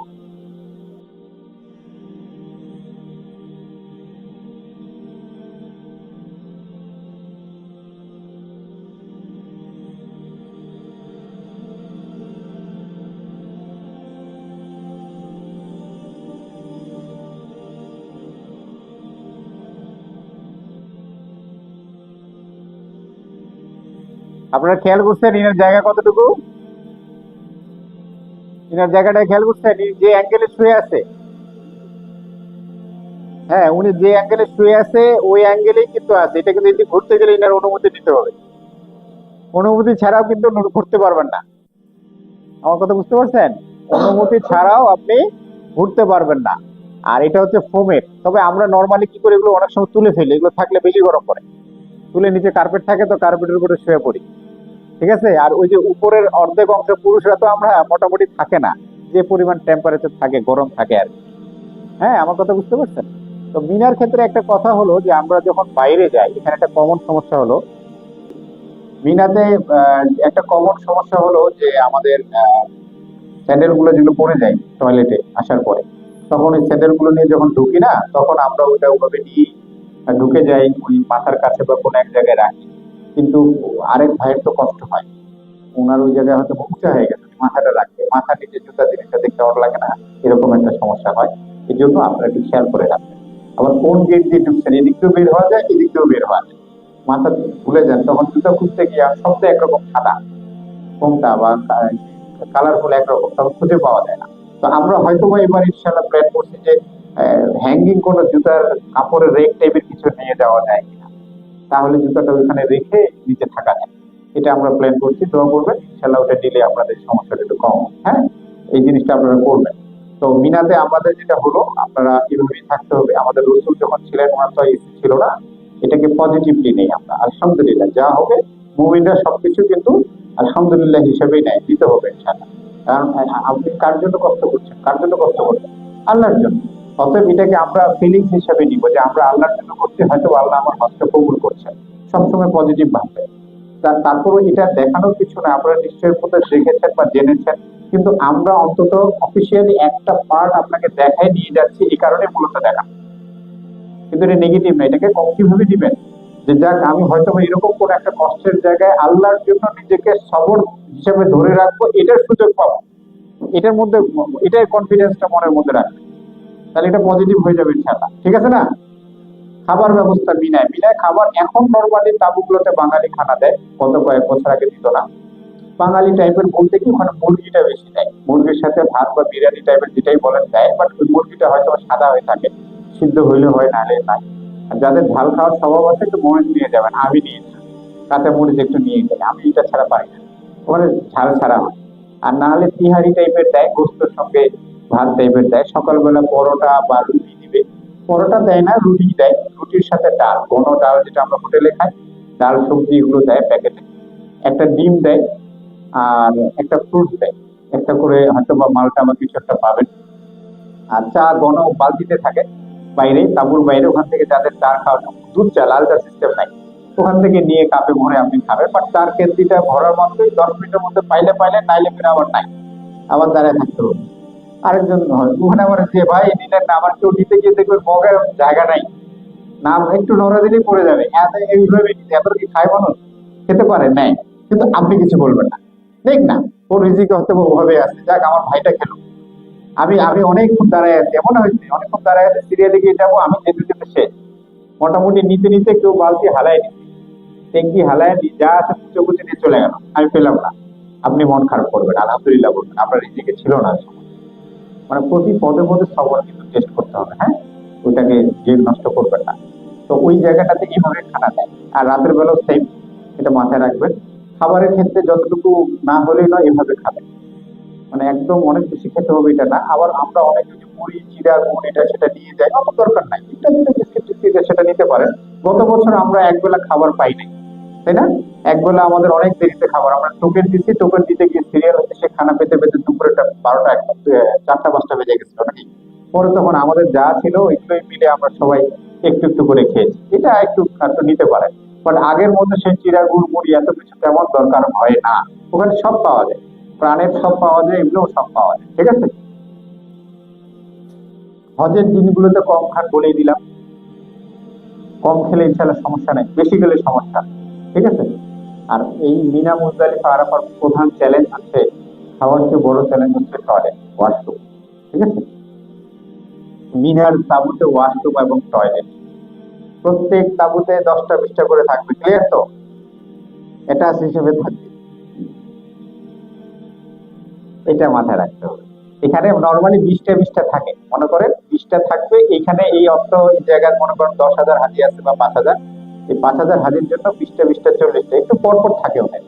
আপনি কোনো পাকিস্তানি জোন, বাঙালি জোন, এই জোন বিভিন্ন আছে, এটাতে পেলেন আর সাথে যেতে পারেন। বাট ওইখানে গিয়েও আপনাকে নর্মালি 8-10 জনের সামনে কিনতে দাঁড়াইতে হবে, ঠিক আছে। এখন এই 8-10 জন কখন হবে এটা কিন্তু টেকনিক্যালি অ্যাভয়েড করা যায়।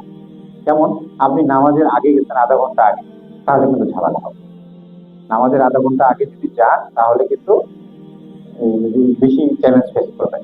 আপনি একটু অড টাইম গুলোতে গেলেন, সকাল 8টা 9টা বেশিরভাগ লোক ঘুমায়, রেস্টে থাকে, এই সময়টাকে আমি গেলাম। আবার টয়লেটের ব্যাপার তো আর বলে কয়ে আসে না, এটা তো আপনি রুটিন দিয়ে পারবেন না, এটা তো মানে ডিপেন্ড করে কখন আপনার চাহিদা।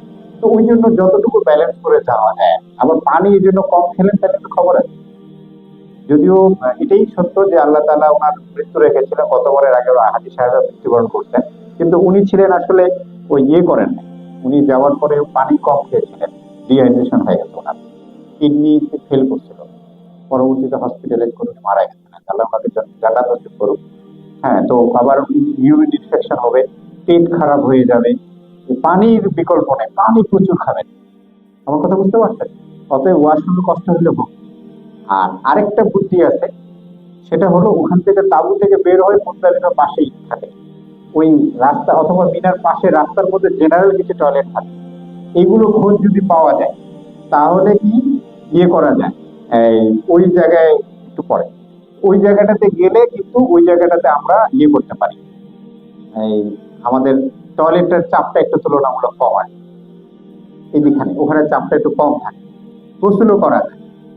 ইহরাম অবস্থায় কিভাবে গোসল করবেন, শাই করবেন, বাট উপরের পরনেরটা খোলা যায়, গোসল করে নতুন পরনেরটা পরা যায়, বা সেলাই যুক্ত কিছু পরা যাবে না, এটাই মাথায় রাখবেন, এটাই হচ্ছে বললে আর মাথা রাখা যাবে, ঠিক আছে না ইনশাল্লাহ। তো ওই জায়গাটাতে গেলে একটু তাপ কম হয়। আর রাস্তার পাশে যে বললাম থাকে, ওখানে যে গার্ড গুলো থাকে 5-10 রিয়াল দিলে ওরাই সুন্দর করে আপনার টয়লেট পরিষ্কার টরিষ্কার করে রেডি করে রাখে। কিন্তু এটা ভাগ্যের ব্যাপার, কখন টাইমিং এর ব্যাপার। আর বের হলে অবশ্যই ছাতা নিয়ে বের হবে, তাহলে টায়ার্ড হয়ে যাবেন। আমার কথা বুঝছেন? তাহলে মোটামুটি আমরা তারপর মিনার তাঁবুতে যদি হয়, এই তাঁবুটার চাপটা থাকে কতদিন? প্রথম 3 দিন, মানে 2 দিন, 8-9, আর 9 তারিখ তো পাবেন না, 9 তারিখ তো ওখানে চলে গেলে, এরপর 11 তারিখে কমে যায়। কারণ অনেক হাজি চলে যায় মিনা থেকে, কোথায় চলে যায়, ওনারা ওই হোটেল বা বাসা থেকে এসে পাথর মারে। এটা নিয়ে মাঝহাব সংক্রান্ত ইস্যু আছে, এটা শায়েখ বলবেন। এক মাযহাবে এটা ওয়াজিব করতেই হবে, নাহলে দম দিতে হবে, আরেক মাযহাবে এটা সুন্নাত, না থাকলে সমস্যা নাই, 10 তারিখ থাকতে হবে। এটা নিয়ে পরে কথা বলবো, না আমরা থাকবো ইনশাআল্লাহ। রসুল যেভাবে করেছেন আমরা সেভাবেই করবো ইনশাআল্লাহ। তো ওই কারণে 11-12-তে চাপটা কম থাকে, প্রথম 1-2 দিন চাপটা থাকে, এই প্রথম 2 দিন একটু কষ্ট করতে হবে, পরে ইনশাআল্লাহ এত সমস্যা হয় না। কিনারা টয়লেটে দাঁড়ায়,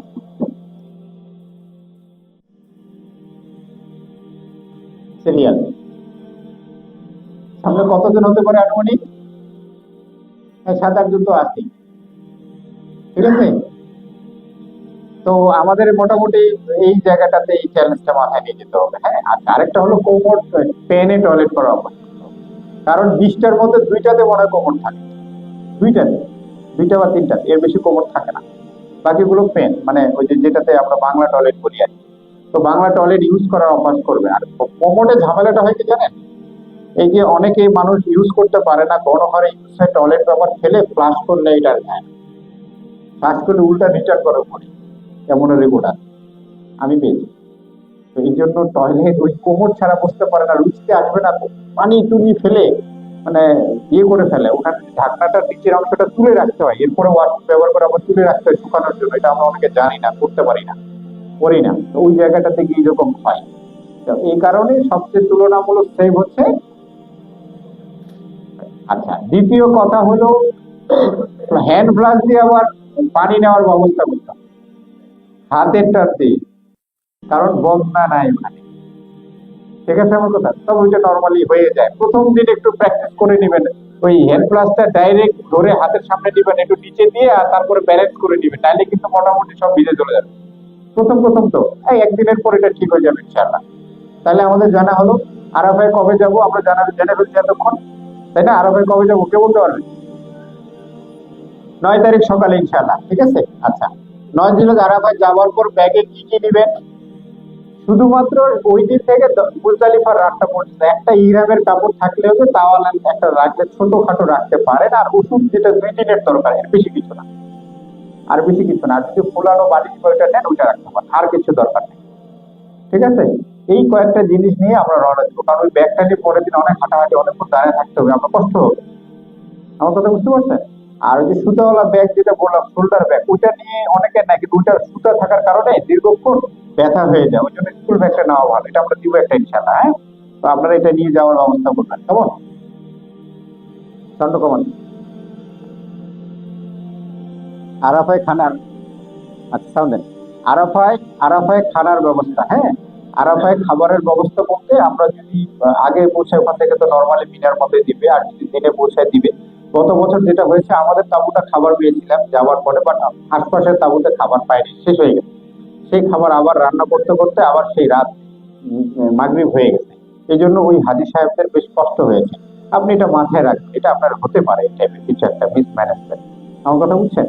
তো এই টাইপের যদি কিছু চলেই আসে, তাহলে যা খাই ওখানে খাবো, ঠিক আছে। আরাফার দিনের আমল, আরাফার দিনের আমল কি করবেন? এই দিনই তো মূলত হজের দিন। তো আমাদের শায়েখ এই বিষয়ে আলোচনা করবেন, তবে একা হয়ে যাবেন। আপনি আপনার মতো করে, আপনি আপনার আল্লাহর কাছে একা যাবেন, সেটা একদম নিরিবিলি হয়ে দুহাত তুলে কান্নাকাটি করে, মানে ওই দলগত হয়ে একেবারে মিলাদ টিলাদ করে এটা করলে আসলে এটা তো আল্লাহকে পাওয়া হলো না। আপনি তো আপনার হজ পালন করতে গেছেন, এটা নিয়ে আমাদের শায়েখ কথা বলবেন। আর ওইখানে দেখলে বোঝা যায় যে কার ইমোশন কতটুকু, কে কিভাবে আল্লাহকে ডাকছে। তো এটার আমাদের কিছু লাইভ ভিডিও আমি দেখাচ্ছি।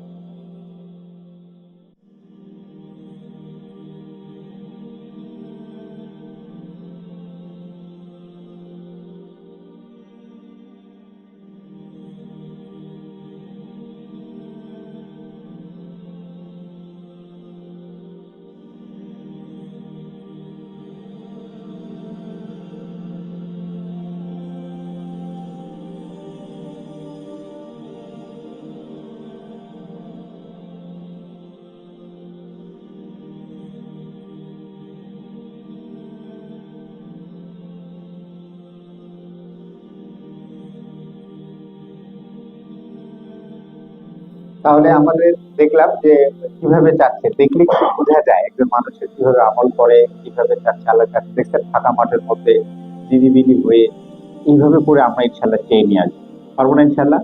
তো আপনারা এই জিনিসটা মাথায় রাখবেন। একবারে ওই দলগত হয়ে এইভাবে করে আর একটু একটু করে করলাম, করার পর চলে গেলাম আইসক্রিম মেকারের পিছনে ফ্রি খাবার জন্য, হয় এটা। এইভাবে করবেন না, এটাতে করে এনার্জি লস।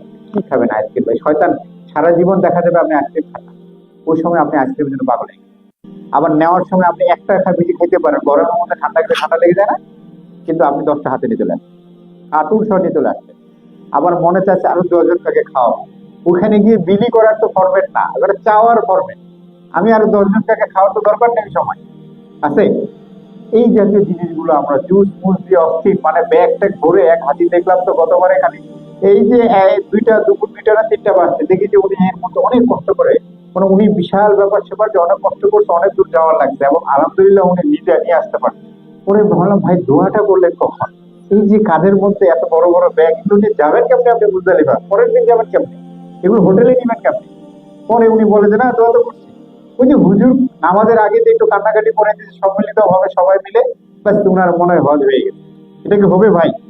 এটা তো না, ওটা তো চাওয়ার দিন, আপনি আপনার আল্লাহর কাছে চাবেন, সেই দিয়ে থাকবেন। যখন ভালো লাগে না তিলাওয়াত করবেন, আবার চাবেন। ওই দিনই তো মূলত না, জোহর থেকে মাগরিব পর্যন্ত, তাই না? তো এই জিনিসটা আপনি আল্লাহ তাআলা নামাজটাকে সরে ফেলছে ওখান থেকে, নামাজটাকেই আপনার পোস্টপেড করে ফেলছে। পোস্টপেড না, মুজদালিফা গিয়ে নামাজ পড়তে হয় মাগরিবের সালাত, মাগরিবের সময় মাগরিব আগে না, আসরটাকে প্রিপেড করে ফেলছে, জোহরের সময় পড়াই দিচ্ছে। সারা বছরে কখনো আছে নামাজ চাইলে সরানো যায় বা আল্লাহ তাআলা বলছে না পড়লে সমস্যা নাই, এটাতে বলে ফেলছে কেন? আমাকে ফ্রি করার জন্য। আমি চাবো আল্লাহর কাছে, আল্লাহ চান যে তুমি আমার কাছে চাও, কারণ উনি যত কাছে আছেন, যত ব্যক্তিকে মাফ করেন, বছরের অন্য কোনো দিন এত ব্যক্তিকে মাফ করেন না। তো আমি কি করলাম, আমি তো ওই জিনিসটাকে আমি দেখি তো 1-2 ঘন্টার বেশি ইমোশন থাকে না। এভাবে দরকার নেই, আবার এরপর গল্প, ফেসবুক ভিডিও, লাইক, এই চলে শুরু হয়ে যায়। দরকার নেই, মোবাইলটা এরকম মোডে দিয়ে দিব আমরা, ইনশাল্লাহ পারবো না? হজটা শেষ হোক তখন ডাইরেক্ট মোবাইল চালানো, সমস্যা নেই। তাহলে আমাদের আরাফাত দিনে ঘুরে ঘুরে আরেকটা হচ্ছে যে রহমতের পাহাড়ে ওঠার একটা প্রবণতা, যেখানে রসুল বিদায় হজের ভাষণ দিয়েছেন বলে কথিত, বলা যাবে না ওই জায়গাটা। তো এখানে একটা স্যাম্পল দেওয়া আছে, যারা গেছেন আগে হয়তো বা দেখেছেন, বাট ওই জায়গাতে গিয়ে স্পেশাল কিছু নাই। আপনাকে আরাফাতের ময়দান বলা হয়েছে, পাহাড়টা বলা হয়নি। ওই জায়গায় থাকাটা নিয়ে কথা। ওই জায়গায় গিয়ে রৌদ্রের মধ্যে উপরে উঠে কষ্ট করে, অনেক জোর করে কষ্ট করার দরকার নেই তো। আপনি জোর করে কষ্ট করে হাজার হাজার লোকের মধ্যে, লাখ লাখ লোকের মধ্যে ঢুকে দোয়া করছেন, তো এটা স্পেশাল কিছু হলো স্যার? আপনাকে এত স্পেশাল করে তো শরীর এনার্জি নষ্ট হলে পরের দিন আবার অসুস্থ হয়ে যাবে। তা আপনারা এইভাবে করে ঘোরাঘুরি দরকার নেই, পারবো না ইনশাল্লাহ। আরাফাতে মুজদালিফা যাবার বাদ জ্যামে পড়ে গেলে কি করবো, এটা আপনাদের জন্য লাগবে না ইনশাল্লাহ। আমরা ইনশাল্লাহ কিসে যাব? ট্রেনে যাব। ট্রেনে গেলে ট্রেন তো জ্যামটা উঠতেই জ্যাম, ছেড়ে দিলে আর জ্যাম নাই ইনশাল্লাহ। ঠিক আছে? মিনা, আরাফা, মুজদালিফা ট্রেনে যেতে চাইলে কি করণীয়, আমরা তো এর মধ্যে আলোচনা করছি, যেহেতু এটা আমরা পেয়ে গেছি, এটা গত বছরের ছিল যে কেউ যদি আলাদা ট্রেনে যেতে চায়, কিন্তু ইনশাল্লাহ এটার আর সমস্যা নাই। মিনা থেকে জামারায় ট্রেনে গেলে যতক্ষণ, হেঁটে গেলেও ততক্ষণ। কেন?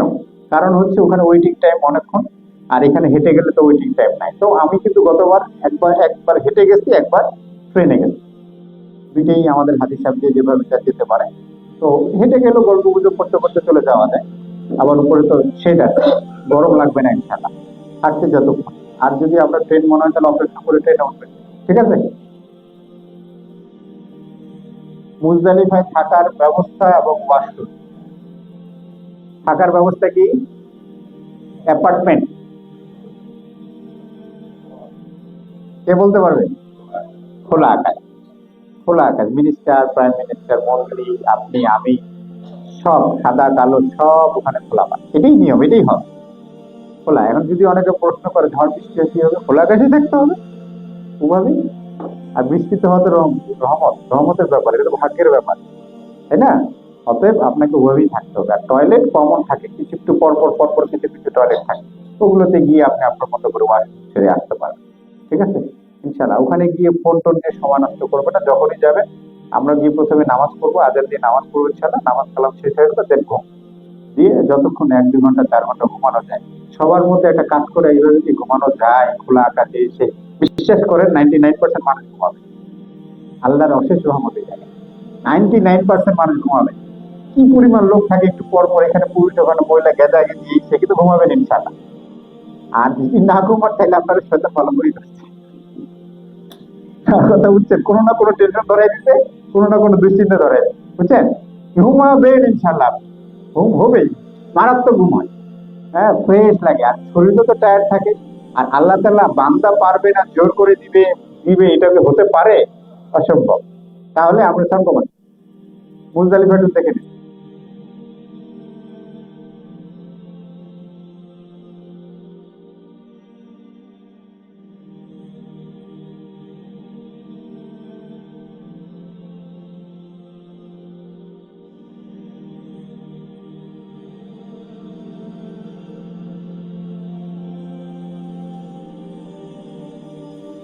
তাহলে আমরা তাহলে আমরা দেখলাম যে বেশিরভাগ এখানে 80 to 90% মানুষ শুয়ে পড়ছে না, আর কয়েকজন মানুষ হাঁটার মধ্যে আছে, ওনারা আসছেন কেবল, হয়তোবা ওনাদের গাড়িতে পরে আসছে, ওনারা রেডি হচ্ছেন।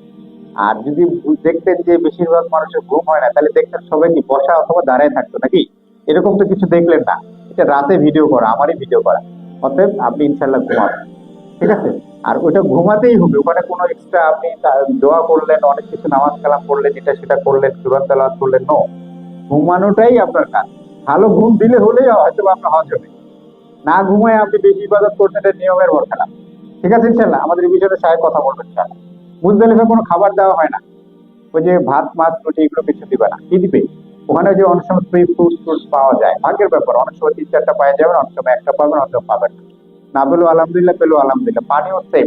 এই জন্য আরাফা থেকে আসার সময় সম্ভব হলে 4-5টা পানির বোতল আমরা ব্যাগে রাখবো। কয়টা? 4-5টা 6টা, যতটুকু আনা যায়। কারণ পরের দিন মুজদালিফা থেকে জামারা যাওয়ার পরে, জামারা থেকে বাসা যাওয়ার সময় কি সময় লাগে? অনেক সময় রাস্তায় পানি পাওয়া যায় না। গতবার হয়তো বা শুনছেন পানির কারণে অনেকে মারা গেছে, অসুস্থ হয়েছে, এরকম। এটা আসলে পানির কারণে। সৌদি গভর্নমেন্ট গত বছর প্রচুর স্ট্রিক্ট হয়ে গেছে, ওরা বাইরে খাবারের গাড়ি ঢুকতে দেয়নি। এগুলোর মধ্যেই 10-20 জন 50 জন অবৈধ হাজি ঢুকে নেয়, লোকাল। এগুলোকে ঠেকানোর জন্য ওই গাড়ি ঢুকতে দেয় কিছু কিছু নির্দিষ্ট কিছু কোম্পানি ছাড়া, যার কারণে চাহিদা অনুযায়ী দিতে পারে না।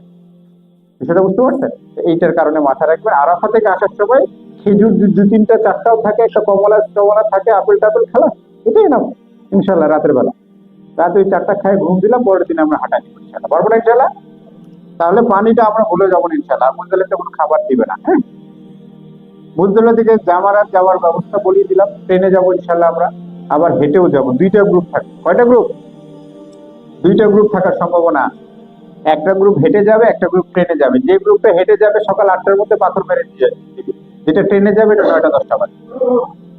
এখন হাঁটতে হবে কত কিলো? গতবার ছিলাম 6.2 কিলোমিটার, মেবি না, 6.2 কিলোমিটার ডিস্টেন্সে ছিলাম, বাট অ্যাকচুয়ালি 6 না, 8-এ থেকে যায়, 8-10 থেকে যায়। ঠিক আছে, ঘুরে ঘুরে যায়, রাস্তাটা সোজা হয় না। আর ওই জায়গাটাতে এখন 2টা গ্রুপ হবে, আপনি যে গ্রুপে যাবেন সেটা ডিসিশন আপনার হাতে। আমার কথা বুঝতে পারছেন? তবে হাঁটে গেলে ওই যে বললাম, হাঁটাটা একটু আগে হয়। আর ট্রেনটা আর ওই সময় গরমটা পড়ে না, হাঁটা যায়, সমস্যা হয় না। 1.5-2 ঘন্টা হাঁটা তো কোনো খেলা নেই, সবাই মিলে যাই তো মজা হয়ে চলে যায়। আর নাহলে ট্রেনে যেতে হবে আপনাকে। আর ট্রেনও আলটিমেট যেখানে নামা, একটু অনেকটা ঘুরে আসতে হয়, প্রায় 1-1.5 কিলোমিটার ঘুরে আপনাকে জামারা, ডাইরেক্ট না। ঠিক আছে? 10 জিলস পাথর নিক্ষেপের ভুল। 10 জিলস কোন জামারে পাথর মারবো? শয়তান কোনটা রে? ছোট বড় নামে যো? বড়টারে প্রথমে মারে, কেউ ছোটটারে মারে? চান্স পাইছেন বড়টার কোথা পাঠাই দিন। কিন্তু ওখানে গিয়ে ঝামেলাটা হয়, আমরা প্রথমটাতে গিয়ে মারা শুরু করি।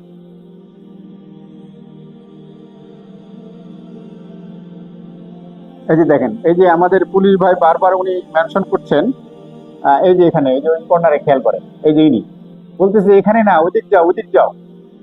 খেয়াল করছেন? কিন্তু সবাই এই জামারায় পাথর মারা শুরু করছে প্রথম দিনে। হ্যাঁ হ্যাঁ, প্রথম দিন একটা জামার মারছে, কিন্তু সবাই কি করতেছে? এইটাতে মারা শুরু করে। হ্যাঁ, ওভাবে থাক। আচ্ছা, জামারে পাথর পাথর নিক্ষেপের কৌশল, কৌশলটা কি? কৌশলটা হলো যে আমরা আপনি মনে করেন যে আমাদের জামারাটা, আপনাকে বলি জামারাটা এই জায়গায় আমরা যাচ্ছি সোজা, যে এই জায়গায় জামারাটা, হ্যাঁ, করলাম। তা আমরা যদি শুরুর দিকে পাথর মারি, এই জায়গায় প্রচুর লোড থাকে, আমরা একটু ঘুরে এই দিকে ঘুরে পিছন দিকে যাই, তাহলে কিন্তু আমার পাথরটা খুব ইজিলি মারতে পারবো ইনশাআল্লাহ। আর প্রথমে গেলে আপনি চিপাও খাইতে পারেন, না খবরও খারাপ হয়ে যেতে পারে। কিন্তু দেখি আমরা কিরকম হয়।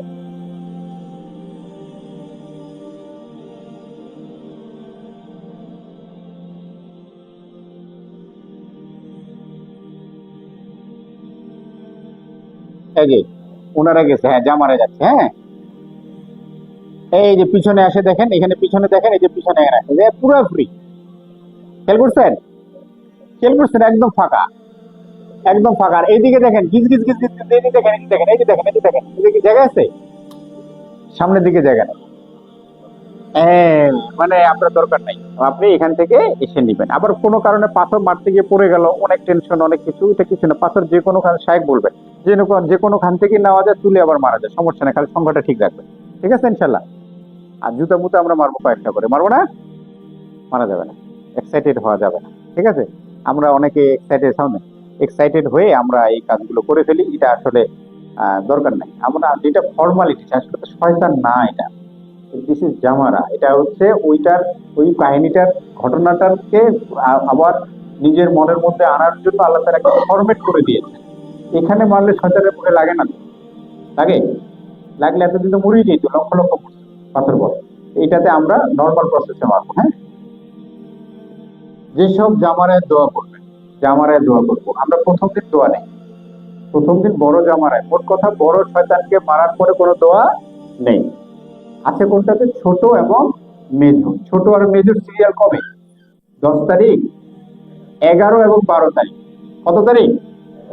11 এবং 12 তারিখ। হ্যাঁ, 11 এবং 12 তারিখে আমাদের ছোট এবং মেজো এই দুই জামারায় দোয়ার জায়গা। দোয়াটা করব কখন? জামারায় কঙ্কর নিক্ষেপ করার পরে সোজা সামনে গিয়ে একটু ডান পাশে যাবো, গিয়ে কেবলা মুখে হয়ে দোয়া করবো। পাথর মেরেই ওখানে দাঁড়াবো না জামারের পাশে, আরেক ভাইয়ের কষ্ট হবে না, আরেক ভাইয়ের ধান চলাচলের সমস্যা হবে না। এটা কি করা ঠিক হবে? এটা করব না। অন্যজন হয়তো বা দাঁড়াইছে, আপনি দাঁড়াবেন, আপনি একটু সামনে গিয়ে ফাঁকা জায়গায় গিয়ে সুন্দর করে দেন। এক জামাতে একদম অনেক ডিস্টেন্স, অনেক ফাঁকা জায়গা থাকে। কি দোয়া করবেন? যা খুশি তাই করবেন, আপনার সাথে চাই নেবেন। সম্মিলিত করব না, আমরা সম্মিলিত কোনো জায়গায় করব না। ঠিক আছে ইনশাল্লাহ? আমরা একটু দোয়াটা দেখি। সর্বমান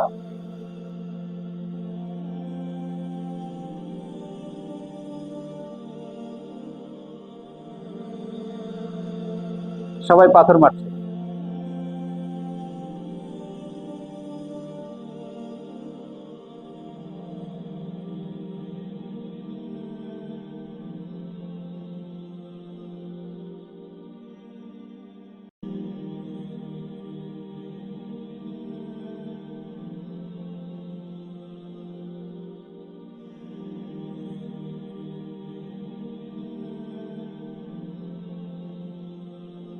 এই যে এদিক দিয়ে লোক হেঁটে চলে যাচ্ছি, না এদিকে ফাঁকা দিয়ে করতেছে, খেয়াল করছেন?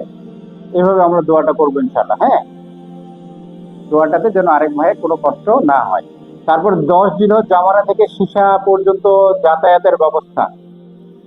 জামারা থেকে সীসা কিভাবে যাব? বাস আসবে না? বাসে যাব সবাই, মনে থাকবে তো? হেঁটে যেতে হবে, হেঁটে। এখানে এটা জাস্ট আরেকবার রিপিট করার উদ্দেশ্য হলো আপনাদের মাথাতে ঢুকে বাসা নিয়ে যাওয়ার। নাইলে আপনি কি পাচ্ছেন, এক্সপেকটেশন লেভেলটা যেন ওই জায়গায় থাকে। এখানে হাঁটতেই হবে, এখানে কোনো জায়গা নাই, অন্তত একটা বিশ্রাম নামে জায়গা আছে, ওইটুকু পর্যন্ত হাঁটতেই হবে। এরপর কিছু গাড়ি ঢুকে, কিন্তু গাড়ি একবার ঢুকলে এই পিছনটাকে ঘুরাইতে গেলে আর 2 ঘন্টা লাগে, নাকি মাসুম ভাই? যে লোড থাকে, অতএব এগিয়ে যাওয়া ভালো। ঠিক আছে না ইনশাল্লাহ? আচ্ছা, তারপরে মাথা মুন্ডটা আবার কিভাবে, কোথায় কিভাবে করাবেন? যেখানে খুশি রাস্তার মধ্যে যাওয়ার সময় আপনি পাইছেন 10 রিয়াল 20 রিয়াল নিবেন, ওদের 30-40 রিয়াল উঠে যাইতে পারে। নর্মালি 5 রিয়াল লাগে, কিন্তু 20 রিয়াল 30 রিয়াল যে কোনো জায়গায় লাগতে পারে। আবার আপনার যে জায়গায় হোটেল সেটার পাশেও নাপিতের দোকান আছে, ইয়ের দোকান আছে, ওখানেও করতে পারেন, বাইরেও করতে পারেন, যেখানে খুশি। অথবা একজন আরেকজনটা করাবেন, মাসালা কি সাহেব বলবেন। ঠিক আছে? তারপর হাদি বা কোরবানি কিভাবে দিবেন চলে আসবে মেসেজ, এখনো জানি না ক্লিয়ার কি ইনফরমেশন। সকাল 10টার পরে আমরা করে ফেলতে পারবো ইনশাআল্লাহ। ঠিক আছে? এখন কেউ যদি আগে মাথা মুন্ডন করে ফেলছে পরে কোরবানি দিতে, তাহলে কি হবে? এটা মাযহাব সংক্রান্ত ইস্যু আছে। হানাফি মাযহাবে সিরিয়াল করতে হবে, সুন্নতে মুআক্কাদা, নাহলে দম দিতে হবে। আলে হাদিস বা সালাফি বা অন্য মক্কা মদিনা ফরম্যাটে আবার সিরিয়াল ভাঙলে সমস্যা নাই। এটা নিয়ে শাহেক কথা বলবেন, কেমন? তারপর 10 জিলহজ মিনায় ফেরার সময় ব্যাগে কি কি দিবেন? 10 জিলহজ মিনায় ফেরার সময়, তাহলে রাতের কথা বলা হচ্ছে। ক্লিয়ার না? ক্লিয়ার না এটা? 10 জিলহজ আমরা যখন রাতে ব্যাগ করব, তখন আমরা ব্যাগে কি কি নিব? তখন আমরা ব্যাগের মধ্যে আমাদের যে জিনিসপত্র, নিত্য প্রয়োজনীয় যে জিনিসপত্রগুলো, সেই জিনিসগুলো আমরা নিব ইনশাআল্লাহ। কতদিনের জন্য? মাত্র 2 দিনের জন্য, 11 এবং 12। এর বেশি কিছু ব্যাগের মধ্যে নিব না। ওই ওষুধ ঘুরে ফিরে, অথবা প্যান্ট শার্ট, এখন তো সিভিল ড্রেস পরবো, ইরামের কাপড় খুলেই ফেলবো, তাই না? 10 জিলহজ মিনায় ফেরার বাহন ব্যবস্থা কি, এটা বললাম। এটা আমরা ইনশাল্লাহ চেষ্টা করবো, গাড়ির ব্যবস্থা ছোট বড় যেভাবে হোক এটা আমরা জানাবো পরে ইনশাল্লাহ। 11-12 জিলহজ যাতায়াতের ব্যবস্থা কি, কিভাবে? আমরা মিনা থেকে কঙ্কর নিক্ষেপ করবো কিভাবে? যে আমরা যাবো আসবো যে ট্রেনে অথবা হেঁটে, যে যেটা নিতে পারে। 12 জিলহজ বোতল কাণ্ড, এইটা মাথায় রাখবেন। এই সানকম, 12 জিলহজ বোতল কাণ্ড। বোতল কাণ্ড বলতে কি, আমাদের বেশিরভাগ মানুষ ওখানে কি করি, ওই যে পাথরগুলো বোতলে, পানির বোতলে ভরি, কিন্তু সুন্দর করে ধুয়ে টুয়ে ওয়াশ টাশ করে সাইজ টাইজ করে তারপরে। আরে শয়তানকে মারবো, ওয়াশ করার দরকার কি? ময়লাটাই তো মারবো নাকি? এত কিছু দরকার নেই। সাহেব বলবেন এগুলো নিয়ে আলোচনা। ঠিক আছে? কিন্তু এরপরে কি হয়, এই বোতলটা আনার পর পাথর মারে, ওইটা আবার কি করি, শয়তানের কাছে দেখে যায়, শয়তান ওটা দেখে বাসা চলে যায়।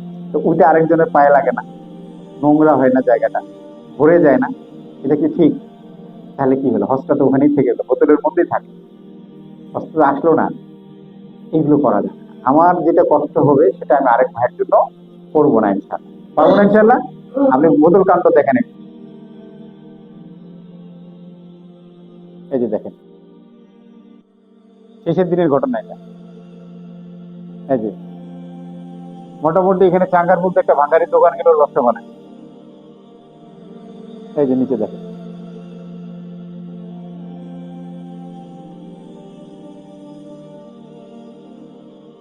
তাহলে আমাদের এই যে সামনে, তাহলে আমাদের এটা আমরা করবো না ইনশাল্লাহ। পারবো না ইনশাল্লাহ। আমার বিশ্বাস কি জানেন, আপনারা জাস্ট আমাদের চারটা অনলাইন এবং চারটা অফলাইন, আজকে তো একটা হয়ে যাচ্ছে ইনশাল্লাহ। এগুলো দেখেন, দেখার পর আমাদের ভিডিওটা বারবার একটু ট্রাই করেন। বিশ্বাস করেন, আপনি গিয়ে অন্য হাজিদের ইনশাল্লাহ ট্রেনিং দিবেন। বিশ্বাস করেন, আপনি এমন কোনো পয়েন্ট নেই ইনশাল্লাহ জানবেন না। এটা গবেষণা করে যতগুলো বিষয় নিয়ে করা যায় আমরা এভাবে করা। শুধু আপনার কাজ হলো একটু স্টাডি করা। কার জন্য করবেন? আল্লাহর জন্য করবেন, তাই না? একটু এটা মেহরবানি করে আপনাদের কাছে বিনীত অনুরোধ, আপনারা একটু ফলো করুন, দেখবেন ফিলিংস আসে, আমল করলে ফিলিংস আসে, তাই না?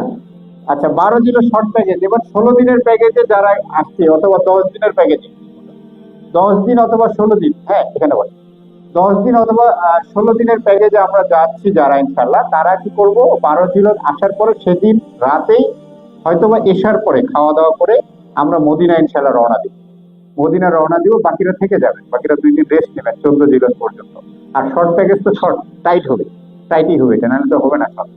আমরা চলে যাব মদিনা, মদিনায় গিয়ে আমরা 2 দিনের জন্য, মদিনা আসলে যেতে যেতে ফজর বা মিডনাইট হয়ে যায়, তো গিয়ে ওই দিন 2 দিন থাকা, এরপরে আবার আসারটা গত 2 বছর আমরা বুলেট ট্রেন নিয়েছি, চেষ্টা করবো নাহলে গাড়ি নিয়ে আবার চলে আসবো, আবার সেই শিকার হোটেলে 14 তারিখে রাতে। ওকে, 15 তারিখ থেকে আমরা যারা শর্ট প্যাকেজ হোক লং প্যাকেজ হোক সবাই মক্কার হোটেলে চলে যাবো ইনশাআল্লাহ।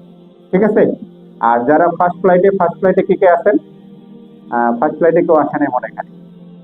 আচ্ছা, যাই হোক, যারা কে যেন ছিল, সাফাত ভাই, সাফাতকে ডাকে। তো যাই হোক, যারা ওই পরের ফ্লাইটে, ফার্স্ট ফ্লাইটে আমাদের এখানে 6 জন আছেন, ওনারাও সেম আগে যাবেন, গিয়ে মক্কা মদিনা শেষ করে দেন হজের সময় আবার আমাদের আনবেন। ফার্স্ট ফ্লাইটে কেউ আসে নাই? ওই আসছেন, ফিমেল, নাম বলেন। শিউলি বেগম আসছেন, শিউলি বেগম আপনি আসছেন মনে হয়, না? আপনারা মনে হয় 4 জন না? 4 জন না? হ্যাঁ, আপনারা আছেন 4 জনের ফ্যামিলি, একটা 2 জনের ফ্যামিলি আছে।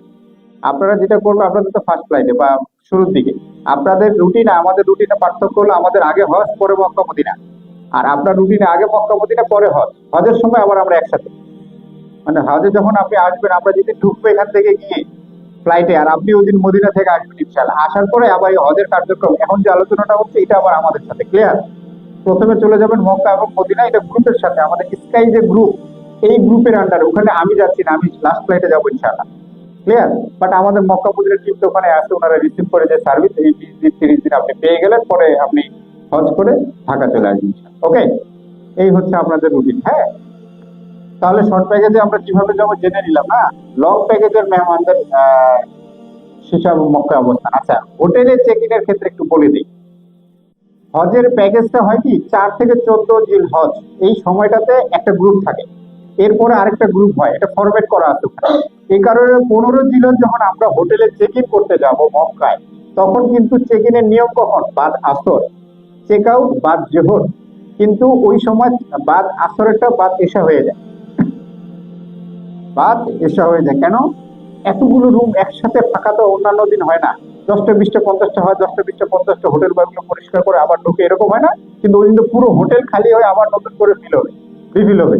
তাহলে এতগুলো রুম রেডি করতে একটু সময় লাগে, এর জন্য অধৈর্য হবেন না। হয়তো বা আপনাকে আমি আগেই মক্কাতে নিয়ে চলে যেতে পারি, গত 2বার নিয়েছি, আপনি হোটেলে বা হারামে থাকলেন, বাট চেক ইন করতে একটু সময় লাগতে পারে।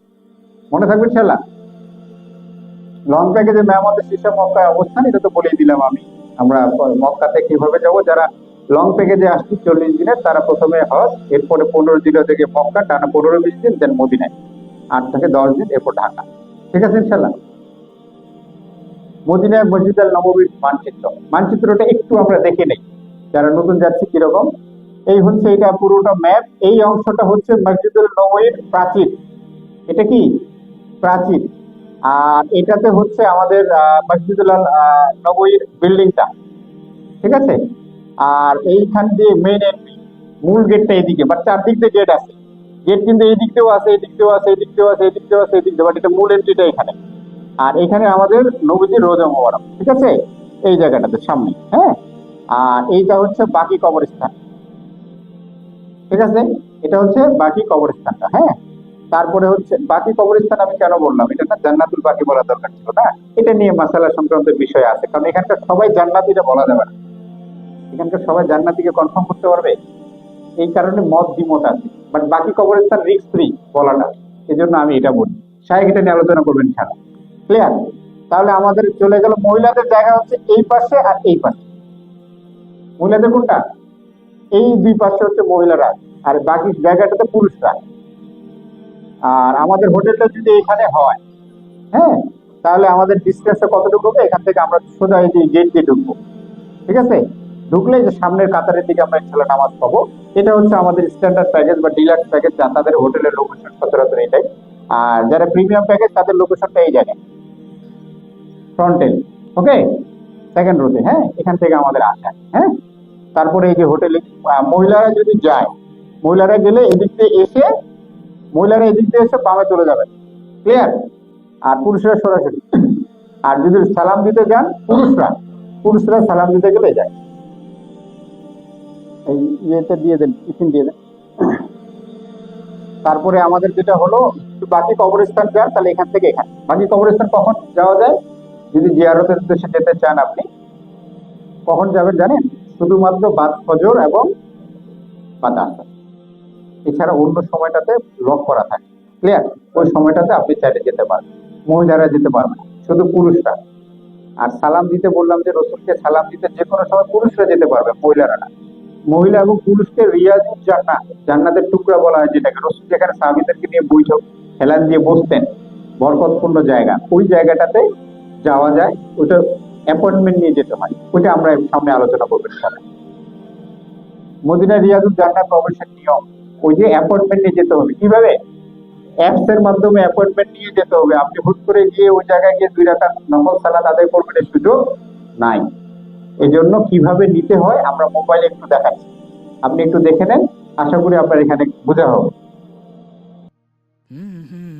আসসালামু আলাইকুম। আপনারা যারা এখন উমরা ভিসায় সৌদি আরবে ভ্রমণের নিয়ত করেছেন অথবা যারা ট্যুরিস্ট ভিসায় যেতে চাচ্ছেন, তারা মদিনায় আমাদের প্রিয় নবীজি সাল্লাল্লাহু আলাইহি সাল্লামের রওজা মুবারকের পাশে রিয়াজুল জান্নাহ আছে, যেখানে আমরা সবাই যেতে চাই। আজকে আমরা নুসুক অ্যাপ দিয়ে আপনি রিয়াজুল জান্নাহে যাওয়ার পূর্বে ঘরে বসেই কিভাবে পারমিটটি পেতে পারেন সেটি নিয়ে আলোচনা করব। চলুন শুরু করা যাক।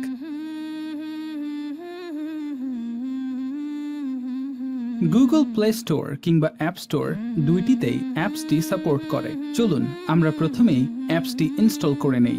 প্রথমেই আপনার গুগল প্লে স্টোর থেকে নুসুক অ্যাপটি ডাউনলোড করে নিন। স্ক্রিনে 3টি অপশন দেখা যাচ্ছে। চলুন আমরা ক্রিয়েট অ্যাকাউন্টে ক্লিক করি। এইখানে 3টি অপশন দেখা যাচ্ছে। আপনি যদি উমরা কিংবা ট্যুরিস্ট ভিসা দিয়ে আবেদন করেন তাহলে ইন্টারন্যাশনাল ভিজিটর অপশনে ক্লিক করুন। এখন আপনার ন্যাশনালিটি এবং পাসপোর্ট নাম্বারটি চাচ্ছে। ন্যাশনালিটি অপশনে ক্লিক করলে দেখা যাবে একটি সার্চ বার দেখা যাচ্ছে। আপনার কান্ট্রি নেম বাংলাদেশ টাইপ করে সিলেক্ট করুন। এইবার আপনার পাসপোর্ট নাম্বারটি টাইপ করুন। এরপর কন্টিনিউ বাটনে ক্লিক করুন।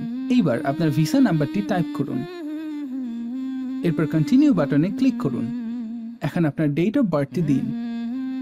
সেভ অপশনে ক্লিক করে কন্টিনিউ বাটনে ক্লিক করুন। এখন মসজিদুল নববী কিংবা হারামে যদি হুইল চেয়ারের প্রয়োজন হয় তাহলে আপনি ইয়েস বাটনে ক্লিক করুন, আর যদি প্রয়োজন না হয় তাহলে নো বাটনে ক্লিক করুন। এখন আপনার পাসওয়ার্ডটি টাইপ করুন। পাসওয়ার্ডটি কমপক্ষে 8টি লেটারে হতে হবে এবং একটি ক্যাপিটাল লেটার হতে হবে। সব টিক বক্স ক্লিক হয়ে গেলে ক্রিয়েট অ্যাকাউন্ট অপশনে ক্লিক করুন। এইবার আপনার ফোন নাম্বারটি দিতে হবে। এখন আপনার কান্ট্রি কোডটি সিলেক্ট করুন। আপনার মোবাইল নাম্বারটি টাইপ করুন। এইখানে শুরুতেই শূন্য দেওয়ার প্রয়োজন নেই। এখন আপনার ইমেল অ্যাড্রেসটি টাইপ করুন। আপনার প্রদত্ত মেইলে একটি ইমেল ভেরিফিকেশন কোড চলে গিয়েছে। এইখান থেকে আপনার ভেরিফিকেশন কোডটি দেখে নিন। এখন এই কোডটি আপনি আপনার অ্যাপের খালি জায়গায় টাইপ করুন। দেখা যাবে সিস্টেমটি অটোমেটিক কোডটিকে ভেরিফাই করে নিয়েছে। আলহামদুলিল্লাহ, নুসুক অ্যাপে আপনার রেজিস্ট্রেশন সম্পন্ন হয়ে গিয়েছে। এখন আপনি রাউদা অপশনে ক্লিক করুন।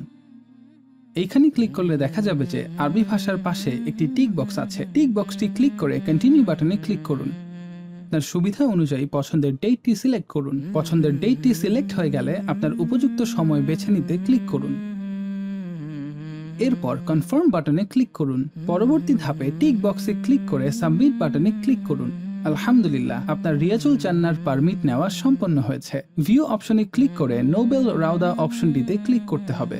ভিউ ডিটেলসে ক্লিক করলে আপনার পারমিটটি দেখা যাবে। পরবর্তীতে রিয়াজুল জান্নায় প্রবেশের সময় কর্তৃপক্ষের নিকট পারমিটটি দেখালেই রিয়াজুল জান্নায় প্রবেশ করতে পারবেন ইনশাআল্লাহ। পরবর্তীতে পারমিটটি যদি দেখতে চান অথবা আপনার লগ ইনটি যদি চলে যায়, তাহলে আপনাকে পুনরায় লগ ইন করতে হবে। তাহলে প্রথমেই লগ ইন অপশনে ক্লিক করে ইন্টারন্যাশনাল ভিজিটর অপশনে ক্লিক করুন। এইবার সার্চ বারে আপনার ন্যাশনালিটি সার্চ করে বাংলাদেশ সিলেক্ট করুন। আপনার পাসপোর্ট নাম্বারটি টাইপ করুন। এখন আপনি অ্যাপটি রেজিস্ট্রেশন করার সময় যে পাসওয়ার্ডটি দিয়েছিলেন সেটি এইখানে টাইপ করুন। পরবর্তী লগ ইনের সুবিধার জন্য রিমেম্বার মি চেক বক্সটিতে ক্লিক করে রাখতে পারেন। সবগুলো তথ্য দিয়ে দেওয়া হয়ে গেলে লগ ইন বাটনে ক্লিক করুন। আপনার প্রদত্ত মেইলে একটি ইমেল ভেরিফিকেশন কোড চলে গিয়েছে। এখন এই কোডটি আপনি আপনার অ্যাপের খালি জায়গায় টাইপ করলেই দেখা যাবে সিস্টেমটি অটোমেটিক কোডটি ভেরিফাই করে নিয়েছে। আলহামদুলিল্লাহ, আপনার লগ ইন সঠিকভাবে সম্পন্ন হয়ে গিয়েছে। এরপর পারমিট অপশনে ক্লিক করুন। নোবেল রাউদা অপশনে ক্লিক করুন। ভিউ ডিটেলসে ক্লিক করলেই আপনি আপনার পারমিটটি দেখতে পারবেন ইনশাআল্লাহ।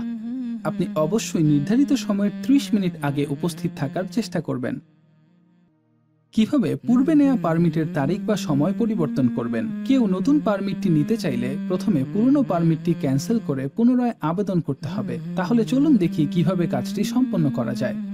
প্রথমে লগ ইন করুন। এরপর পারমিট অপশনে ক্লিক করুন। নোবেল রাউদা অপশনে ক্লিক করুন। ভিউ ডিটেলসে ক্লিক করে ক্যান্সেল পারমিটে ক্লিক করুন। টিক বক্সে ক্লিক করে ডান বাটনে ক্লিক করুন। ইয়েস বাটনে ক্লিক করলেই আপনার পারমিটটি ক্যান্সেল হয়ে যাবে। পারমিটটি ক্যান্সেল হয়ে গেলে পূর্বের ন্যায় নতুন করে পারমিটটি নিতে পারবেন ইনশাআল্লাহ। রাউদা অপশনে ক্লিক করুন। টিক বক্সে ক্লিক করে কন্টিনিউ বাটনে ক্লিক করুন। আপনার পছন্দের ডেটটি সিলেক্ট করুন। এরপর আপনার পছন্দের সময়টি সিলেক্ট করুন। কনফার্ম করে টিক বক্সে ক্লিক করুন। অবশেষে সাবমিট বাটনে ক্লিক করুন। আলহামদুলিল্লাহ, আপনার নতুন পারমিটটি নেওয়া সম্পন্ন হয়েছে। কোন গেট দিয়ে পুরুষ এবং মহিলা রিয়াজুল জান্নায় প্রবেশ করতে পারবেন? আপনারা এখন মসজিদে নববীর ম্যাপটি দেখতে পাচ্ছেন। ম্যাপে উপরের দিকে দেখা যাচ্ছে বাকি কবরস্থান। এর ঠিক উল্টো দিকে 362 নাম্বার গেট। এখান থেকেই আপনারা সবাই সারিবদ্ধ হয়ে লাইনে দাঁড়াবেন এবং এরপর নবীজি সাল্লাল্লাহু আলাইহি সাল্লামের রওজা মুবারকের দিকে রওনা দিবেন। আপনারা এখন দেখতে পাচ্ছেন নবীজি সাল্লাল্লাহু আলাইহি সাল্লামের রওজা মুবারক। এখন আপনাদের চলে যেতে হবে 362 নাম্বার গেটের দিকে। সেখানে গিয়ে একটি নির্দিষ্ট লাইনে দাঁড়িয়ে আপনাদের অপেক্ষা করতে হবে। সামনে একটি দেয়াল দেখা যাচ্ছে, এর পিছনেই বাকি কবরস্থান। হাতের ডান পাশে দেখা যাচ্ছে 364 নাম্বার গেট, এর বাম পাশেই 362 নাম্বার গেটটি অবস্থিত। এখন আল্লাহর প্রিয় মেহমানগণ সারিবদ্ধ হয়ে 362 নাম্বার গেটের সামনে দাঁড়িয়ে আছেন। এখান থেকেই আস্তে আস্তে আপনারা ডকুমেন্ট চেক পয়েন্টের দিকে এগিয়ে যাবেন। এখন দেখতে পাচ্ছেন সকল ডকুমেন্ট চেক করা হচ্ছে। এখানে আপনাদের একটি বিষয় মনে রাখতে হবে, সেটি হচ্ছে রিয়াজুল জান্নার পারমিট দুই ধরনের হয়ে থাকে। একটি হচ্ছে গ্রুপ পারমিট এবং অন্যটি হচ্ছে পার্সোনাল অ্যাপস পারমিট। গ্রুপ পারমিটের জন্য আপনি আপনাদের নির্ধারিত এজেন্টের সাথে যোগাযোগ করবেন এবং পার্সোনাল অ্যাপস পারমিটের জন্য আপনি নুসুক অ্যাপ দিয়ে আবেদন করবেন। এখন আল্লাহর প্রিয় মেহমানগণ ওয়েটিং স্পেসে অপেক্ষা করছেন। দেখা যাচ্ছে একে একে আল্লাহর মেহমানগণ গ্রুপ নিয়ে রিয়াজুল জান্নার দিকে অগ্রসর হচ্ছেন। এখন আল্লাহর মেহমানগণ 39 নম্বর গেট দিয়ে রিয়াজুল জান্নায় প্রবেশ করছেন। এটিই হচ্ছে কাঙ্ক্ষিত রিয়াজুল জান্নাহ। মিম্বর থেকে নবীজি সাল্লাল্লাহু আলাইহি সাল্লামের রওজা মোবারক পর্যন্ত জায়গাটি হচ্ছে রিয়াজুল জান্নাহ। রিয়াজুল জান্নায় নফল ইবাদত শেষে আল্লাহর মেহমানগণ নবীজি সাল্লাল্লাহু আলাইহি সাল্লামের রওজা মুবারকের সালাম পেশ করার উদ্দেশ্যে রওনা দিয়েছেন। এটি হচ্ছে আল সালাম গেট। এই গেট দিয়ে এখন সকল আল্লাহর মেহমানগণ নবীজি সাল্লাল্লাহু আলাইহি সাল্লামের রওজায় প্রবেশ করছেন। নবীজি সাল্লাল্লাহু আলাইহি সাল্লামের রওজা মুবারকের সামনে আল্লাহর মেহমানগণ অবস্থান করছেন। এইখানে রওজা মুবারকের সামনের দিকে 3টি নকশা করা দেয়াল দেখতে পারবেন। তার মধ্যে মাঝখানের অর্থাৎ 2 নম্বর দেয়ালের এই জায়গা বরাবর নবীজির রওজা মুবারক রয়েছে। কবরের কাছে গিয়ে কবরের দিকে মুখ দিয়ে কিবলাকে পিছনে রেখে দাঁড়িয়ে বলবেন, আসসালামু আলাইকা আইয়ুহান নাবিয়্যু ওয়া রাহমাতুল্লাহি ওয়া বারাকাতুহু। এরপর ডান দিকে এক হাত এগিয়ে বলবেন, আসসালামু আলাইকা ইয়া আবু বকর। অতঃপর আবারও ডান দিকে এক হাত এগিয়ে বলবেন, আসসালামু আলাইকা ইয়া উমর ইবনুল খাত্তাব। শেষের দরজায় আপনারা 2টি ছিদ্র বা ফোঁটা দেখতে পাচ্ছেন। এখানে ইবাদতের কিছু নেই, তাই আল্লাহর মেহমানগণ এখন সামনের দিকে এগিয়ে যাচ্ছেন। অবশেষে আল্লাহর মেহমানগণ আল বাকি গেট দিয়ে বের হয়ে যাচ্ছেন। এখানে মক্কা মদিনা জিয়ারা বলতে কি বোঝায়? ইসলামিক দর্শনীয় জায়গাগুলো দেখানো। কতক্ষণ হয়? 3 থেকে 4 ঘন্টার জন্য হয়। আমরা মক্কা, আমি রিয়াজুল জান্নার পারমিট কিভাবে নিতে হয় এটাকে আমি স্কিপ করলাম, এটা আমরা পরে দিয়ে দেবো ইনশাআল্লাহ ভিডিওটা। যেহেতু সাউন্ডের সমস্যা হচ্ছে, আমি আপনাদেরকে গ্রুপে দিয়ে দিলে আমাদের এখান থেকে আপনারা দেখে নিতে পারবেন ইনশাআল্লাহ। তো ইসলামিক দর্শনীয় জায়গাগুলো, আপনাদের ইসলামিক দর্শনীয় জায়গাগুলো মক্কা এবং মদিনা ইনশাআল্লাহ আমরা দেখাবো। বাট যারা শর্ট প্যাকেজে আছেন ইনাদেরটা কিন্তু 10 দিনে যারা আছেন ইনারা পাবেন না। 16 দিনে যারা আছেন ইনারা আসার দিন বা আসার আগের দিন পেতে পারেন। তার আগে মক্কা জিয়ারাটা স্টপ থাকে, এলাও করে না। মদিনাটা পাবেন ইনশাআল্লাহ, মদিনা সমস্যা নাই। আর যারা লং প্যাকেজে আছেন তারা মক্কা এবং মদিনা দুইটাই পাবেন ইনশাআল্লাহ, ঠিক আছে। এর বাইরে যদি আপনি বদর, তায়েফ, জেদ্দা কোথাও যেতে চান আলাদা খরচে যেতে হবে। বাট আমরা মাঝে মাঝে কমপ্লিমেন্টারি দেই যদি পাওয়া যায়, যদি ওখান থেকে আমাদের গাড়িটা কোম্পানি থেকে দেয়। গতবার দিয়েছে, তার আগের বছর আবার দেয় নাই, এটা ডিপেন্ড করে, ঠিক আছে। ঢাকায় ফেরার সময় জমজমের পানি কিভাবে পাবেন? জমজমের পানিটা আপনারা যখন ঢাকা ওই জেদ্দা এয়ারপোর্টে যাবেন তখন আপনারা লাগেজ মনে করেন আসার সময় 46 কেজি, ওই লাগেজ 46-এ নিবেন। এটা কমানোর দরকার নেই, জমজমের পানি ওজনের সাথে আসে না। আপনি যখন এয়ারপোর্টে যাবেন, এয়ারপোর্টে নামার পরে এয়ারপোর্টের বাইরে বুথ আছে, জমজম বুথ লেখা আছে, 2, 3, 4টা পাবেন। ওইখানে গিয়ে পাসপোর্ট দিবেন, প্রতি পাসপোর্টে একটা নিতে পারবেন, বেশি নিতে পারবেন। বেশি নিলে ওটা রেখে আসতে হবে, একটা 5 লিটারের। এবং ওই জমজমের পানিটা আপনি নিয়ে আসবেন, এটা নর্মাল নিয়ম। কিন্তু হজের ক্ষেত্রে একটু উল্টা, হজের ক্ষেত্রে পানি আগেই ঢাকা এয়ারপোর্টে চলে আসে। এই জন্য আসবার সময় আপনি বোর্ডিং কার্ডটা ফেলে দিবেন না, ওটা পকেটে রাখবেন, টিকিটের কপি পকেটে রাখবেন। এখানে বের হওয়ার পর ওরাই বলে দিবে জমজমের পানি কোন দিকে, ওই ফুটে এখান থেকে এটা দেখায়, ওখান থেকে পানিটা নিয়ে আসবেন। আমার কথা বুঝছেন? হজের ক্ষেত্রে এখান থেকে নিতে হয়, ওখান থেকে না। এখন অনেকে বলে আমার তো পানি 10-20 লিটার দরকার, অনেককে দিতে হবে। হ্যাঁ, অনেককে দিতে হবে, এরকম অনেকে বলেন। যদি এরকম 10-20 লিটার আনতে ইচ্ছা হয়, আমি করি পার্সোনালি যেটা, একটু চোরাই বুদ্ধি আছে। কি বুদ্ধি? আমি ওই যে ছোট ছোট বোতলে পানি খাইছি, এগুলো রেখে দিই। এইগুলোতে ওই পানি, জমজমের পানি কিনে অথবা হারাম থেকে নিয়ে ভরে মুখটা সুন্দর করে লাগাই দিয়ে কস্টেপ দিয়ে পেঁচাই দিই, দিয়ে ওইটা ওই ইরামের কাপড় টাপড়ের ভিতরে 5-10 লিটার করে একটা ব্যাগে, 2 লিটারে 5-5-10 লিটার, 10-20 লিটার আনা যায় চাই, ঠিক আছে আমার কথা। বাট এটা নিয়মের নিয়ম নয়। আরেকটা ব্যাপার বলে দিই, ফ্লাইটে ওয়াশরুম যাবেন কিভাবে, বিশেষ করে যাবার সময় যে ইরাম অবস্থায় থাকবেন, ঠিক আছে না, তখন আমাদের টয়লেটের চাপ আসতে পারে। আবার যখন হয় যেখানে নিষিদ্ধ এখানে চাপটা বেশি হয়, নাকি চিল্লাগড়, ঠিক না? এরকম হয় না ভাই? এখানে কি ভেজালটা বেশি হয়। ফ্লাইটে গিয়ে দেখবেন আমরা প্রসাবের চাপ বেশি, প্রসাব করে উঠছেন কিন্তু আপনার কোনো প্রসাবের চাপ হয়ে গেছে, এটা শয়তানে করে আসে, শয়তানি। তো এইখানে যেটা হলো, আপনি যাবেন কিভাবে? ওখানে পানি আছে টয়লেটে, পানি ব্যবহারের জন্য পানি নাই, ঠিক আছে। তাহলে আমি পানিটা ব্যবহার করবো কিভাবে? পানি ছাড়া কি ভালো লাগবে? আমাদের পানি ব্যবহার করি ইউজ টু। তাহলে আমরা যেটা করতে পারি, ছোট পানির বোতলগুলো আছে না, এই পানির বোতল ফ্লাইটে তো দেয়, তাছাড়া আপনি চাইলে একটু ঢাকাতে যখন হ্যান্ড ব্যাগে নিয়ে যাবেন একটা নিয়ে যেতে পারেন বাসায়। আমি করি যেটাকে, ওই পানিটা একটু রেখে দিই, যাওয়ার সময় পানি সহ যেতে দিবে না, আটকাই দিবে। কিন্তু পানির খালি বোতলটা রাখি, পরে পানি চাইলে দেয় ফ্লাইট থেকে, অথবা খাওয়ার পানি দেয় না, এটা নিয়ে আমি ওয়াশরুমে যাই। গেলে খালি বোতল নিলে ওখানে যে বেসিন আছে, বেসিন থেকে পানিটা ভরে নিয়ে আপনি ইউজ করতে পারবেন। বাট এমন ভাবে ইউজ করবেন নিচে যেন কোনো পানি না পড়ে, নোংরা না হয়। এটা আরেক ভাইয়ের কষ্ট হবে, এটা নিয়ম না। বেশি পানি ভিজে ফেলে কিন্তু সিগন্যাল বাজবে উপরে, পানি বেশি ফেলা যাবে না। এই কারণে পানিটা সাবধানে যতটুকু না হলেও ইউজ করতে পারবো আমার সাথে, ঠিক আছে ইনশাল্লাহ। আর ওখানে ফ্লাশ করতে গেলে ফ্লাশে পানি দিয়ে ওয়াশ হয় না, বাতাস দিয়ে হয়। এই জন্য ফ্লাশ করলে যারা প্রথমে ঠাস করে শব্দ হয়, ভয় পেয়ে যায়, ভয় পাবো না ইনশাল্লাহ। হ্যাঁ, আচ্ছা, এইবার লাস্ট জিনিস, হজের সফরে আমল নিয়ে দ্বিমত হয়, একটা মজার মানে এটা একটা জরুরি পয়েন্ট। মানে আপনি যেই হুজুরের মাধ্যমে যান, যে মাওলানার মাধ্যমে যান, যে এজেন্সির মাধ্যমে যান না কেন, কিছু কিছু বিষয় নিয়ে ডিসিশন হবে। এর যেমন কি কি, এক, ইহরামের কাপড় পরিধানের সময় 2 রাকাত সালাত পড়বো কিনা, এটা নিয়ে কথা হবে। আগে পড়বো না পরে পড়বো, ইহরামের কাপড় পরে পড়বো নাকি উজু করার আগে পড়বো, উজু করে পড়বো, এটা নিয়ে অনেক আছে, এটা নিয়ে শায়েখ কথা বলবেন। উমরার নিয়ত কোথায় করবেন? একজন ঢাকা এয়ারপোর্টে লাভবাহিক আল্লাহুম্মা লাভবাহিক করবেন যাবার সময়। ঢাকা এয়ারপোর্ট কি মিকাত হয়? না, কিন্তু এটা নিয়ে এখানে হয়, এখান থেকে শুরু করা দেয়। অনেক মাওলানা ওই ফতোয়া দিবে যে অনেকে ঘুমায় যায়, যদি নিয়ত না হয় রিস্ক ফ্রি জোনে এখানে পড়ে যায়, কিন্তু 8-10 ঘন্টা আপনি বিপদে পড়বেন। এই না, আপনি নিষিদ্ধ যখনই নিয়ত করলেন আপনি নিষিদ্ধ সময় নিষিদ্ধের মধ্যে পড়ে গেলেন না, নিষিদ্ধ কোনো কাজ হলে বিপদে পড়ে যাবেন। ঠিক আছে, এটার কারণে। আর আমরা উমরার নিয়ত কোথায় করবো? ল্যান্ডিং এর আনুমানিক 30 থেকে 40 মিনিট আগে ফ্লাইট থেকে ঘোষণা দিবে যে আপনারা এখন নিয়ত করেন, তখন করবেন। তার একটু আগে করে ফেলে সমস্যা নেই, কিন্তু পার হয়ে করা যাবে না।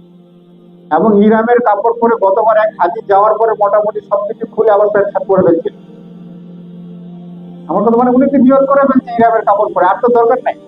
ওই যে আশরাফ ভাইয়ের যে কলিগটা ছিলেন, তো উনি যা মোটামুটি পরে উনি বাইরে চলে গেছেন, এবং ওনার মোটামুটি অভ্যাস ছিল, উনি গেছেন আমার কাছে কট খাই গেছেন। আমি তো ধরো কি ব্যাপার গেছেন, পরে বুঝলাম যে ভাই আসলে জানেন না, বা ওই যে ট্রেনিং এ আসেন নাই, কখনো পড়েন নাই। তো পরে আমি ওনাকে আবার করেছি, আবার বিকাশ থেকে করা লাগছে, ওনাকে দম দেওয়া লাগছে। ভয় পায়েন না, মানে উমরা হবে না বিষয়টা এরকম না। ও ও মানে একটা খুঁত পড়ে গেল, আপনার মার কমে গেল আর কি। কিন্তু অপশন আছে, ঠিক আছে না? আচ্ছা, দ্বিতীয় কথা, 3 নম্বর, মিনে অবস্থার কালীন সময় কসর সালাত করবো কিনা। কসর মানে কি? ডিসকাউন্ট নাকি? কিসে কিসে? ফজর এবং মাগরিব ছাড়া সব নামাজে অর্ধেক। এইগুলোতে আমাদের মধ্যে কথা হয় যেটা কি কসর করবো কি করবো না, এটা আমাদের শায়েখ করবেন। আর আরাফার দিন জোহর ও আসরের সালাত কি জমা করবো কিনা, ওইখানে আরাফায় গিয়ে দেখবেন 3 রকম ফরম্যাট। একটা ডিপার্টমেন্ট আলাদা আলাদা করবে, 4 রাকাত 4 রাকাত করবে। একটা টিম একসাথে পড়বে, 4-4 করবে। একটা টিম একসাথে পড়বে, 2-2 করে পড়বে। আমরা কি করব? শায়েখ এটার সব রকম ব্যাখ্যা দিবেন ইনশাআল্লাহ। এর মধ্যে আপনার যেটা মনে হয় যে আপনার পছন্দ হয় আপনি সেটা করবেন। এই কয়েকটা পয়েন্ট আপনারা শুধু মাথায় রাখবেন। আর 11-12 জিলহজ মিনায় থাকবো কিনা, এটার ওখানে গায়ে দেখবেন অনেকজন ওই হোটেলে চলে যায়, ওখান থেকে এসে পাথর মারে। এটা নিয়ে মত দ্বিমত আছে, এটা নিয়ে আমাদের সাহেব কথা বলবেন ইনশাআল্লাহ। ওকে, তো এখানে যেটা হলো আপনাকে যেটা বলে দেই, কোন রকম আমরা যেভাবে হজের কার্যক্রম করি কোনোটাতে আপনাকে ফোর্স করব না। আমরা আপনাকে সবকিছু জানাবো, এটার মাসালা কি, এটা কি বলছে, এটা কোন মাযহাবে কি বলে, ডিসিশন আপনি নেবেন। আপনারটাই ভালো ওনারটা খারাপ এটা বলা যাবে না। আমাদের কাছে সব মাযহাব ভালো, কারণ সবগুলো যুক্তি আছে। সাহাবীদের মধ্যেও মত দ্বিমত ছিল, কিন্তু আপনাকে তো একটা মেনটেন করতে হবে, আপনি তো সব এলোমেলো করতে পারেন না। তার মানে আপনারটা হয়েছে আমারটা হয় না, আমারটা হয়েছে আপনারটা হয়নি, বিষয়টা এরকম না।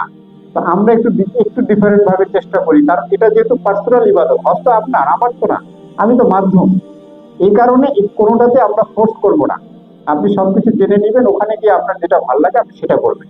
বাট ওইখানে গিয়ে প্রশ্ন হবে না, মাসালা সংক্রান্ত কোনো প্রশ্ন আর হবে না। প্রশ্ন এখানে শেষ, নতুন কিছু যদি না আসে। ঠিক আছে ইনশাআল্লাহ।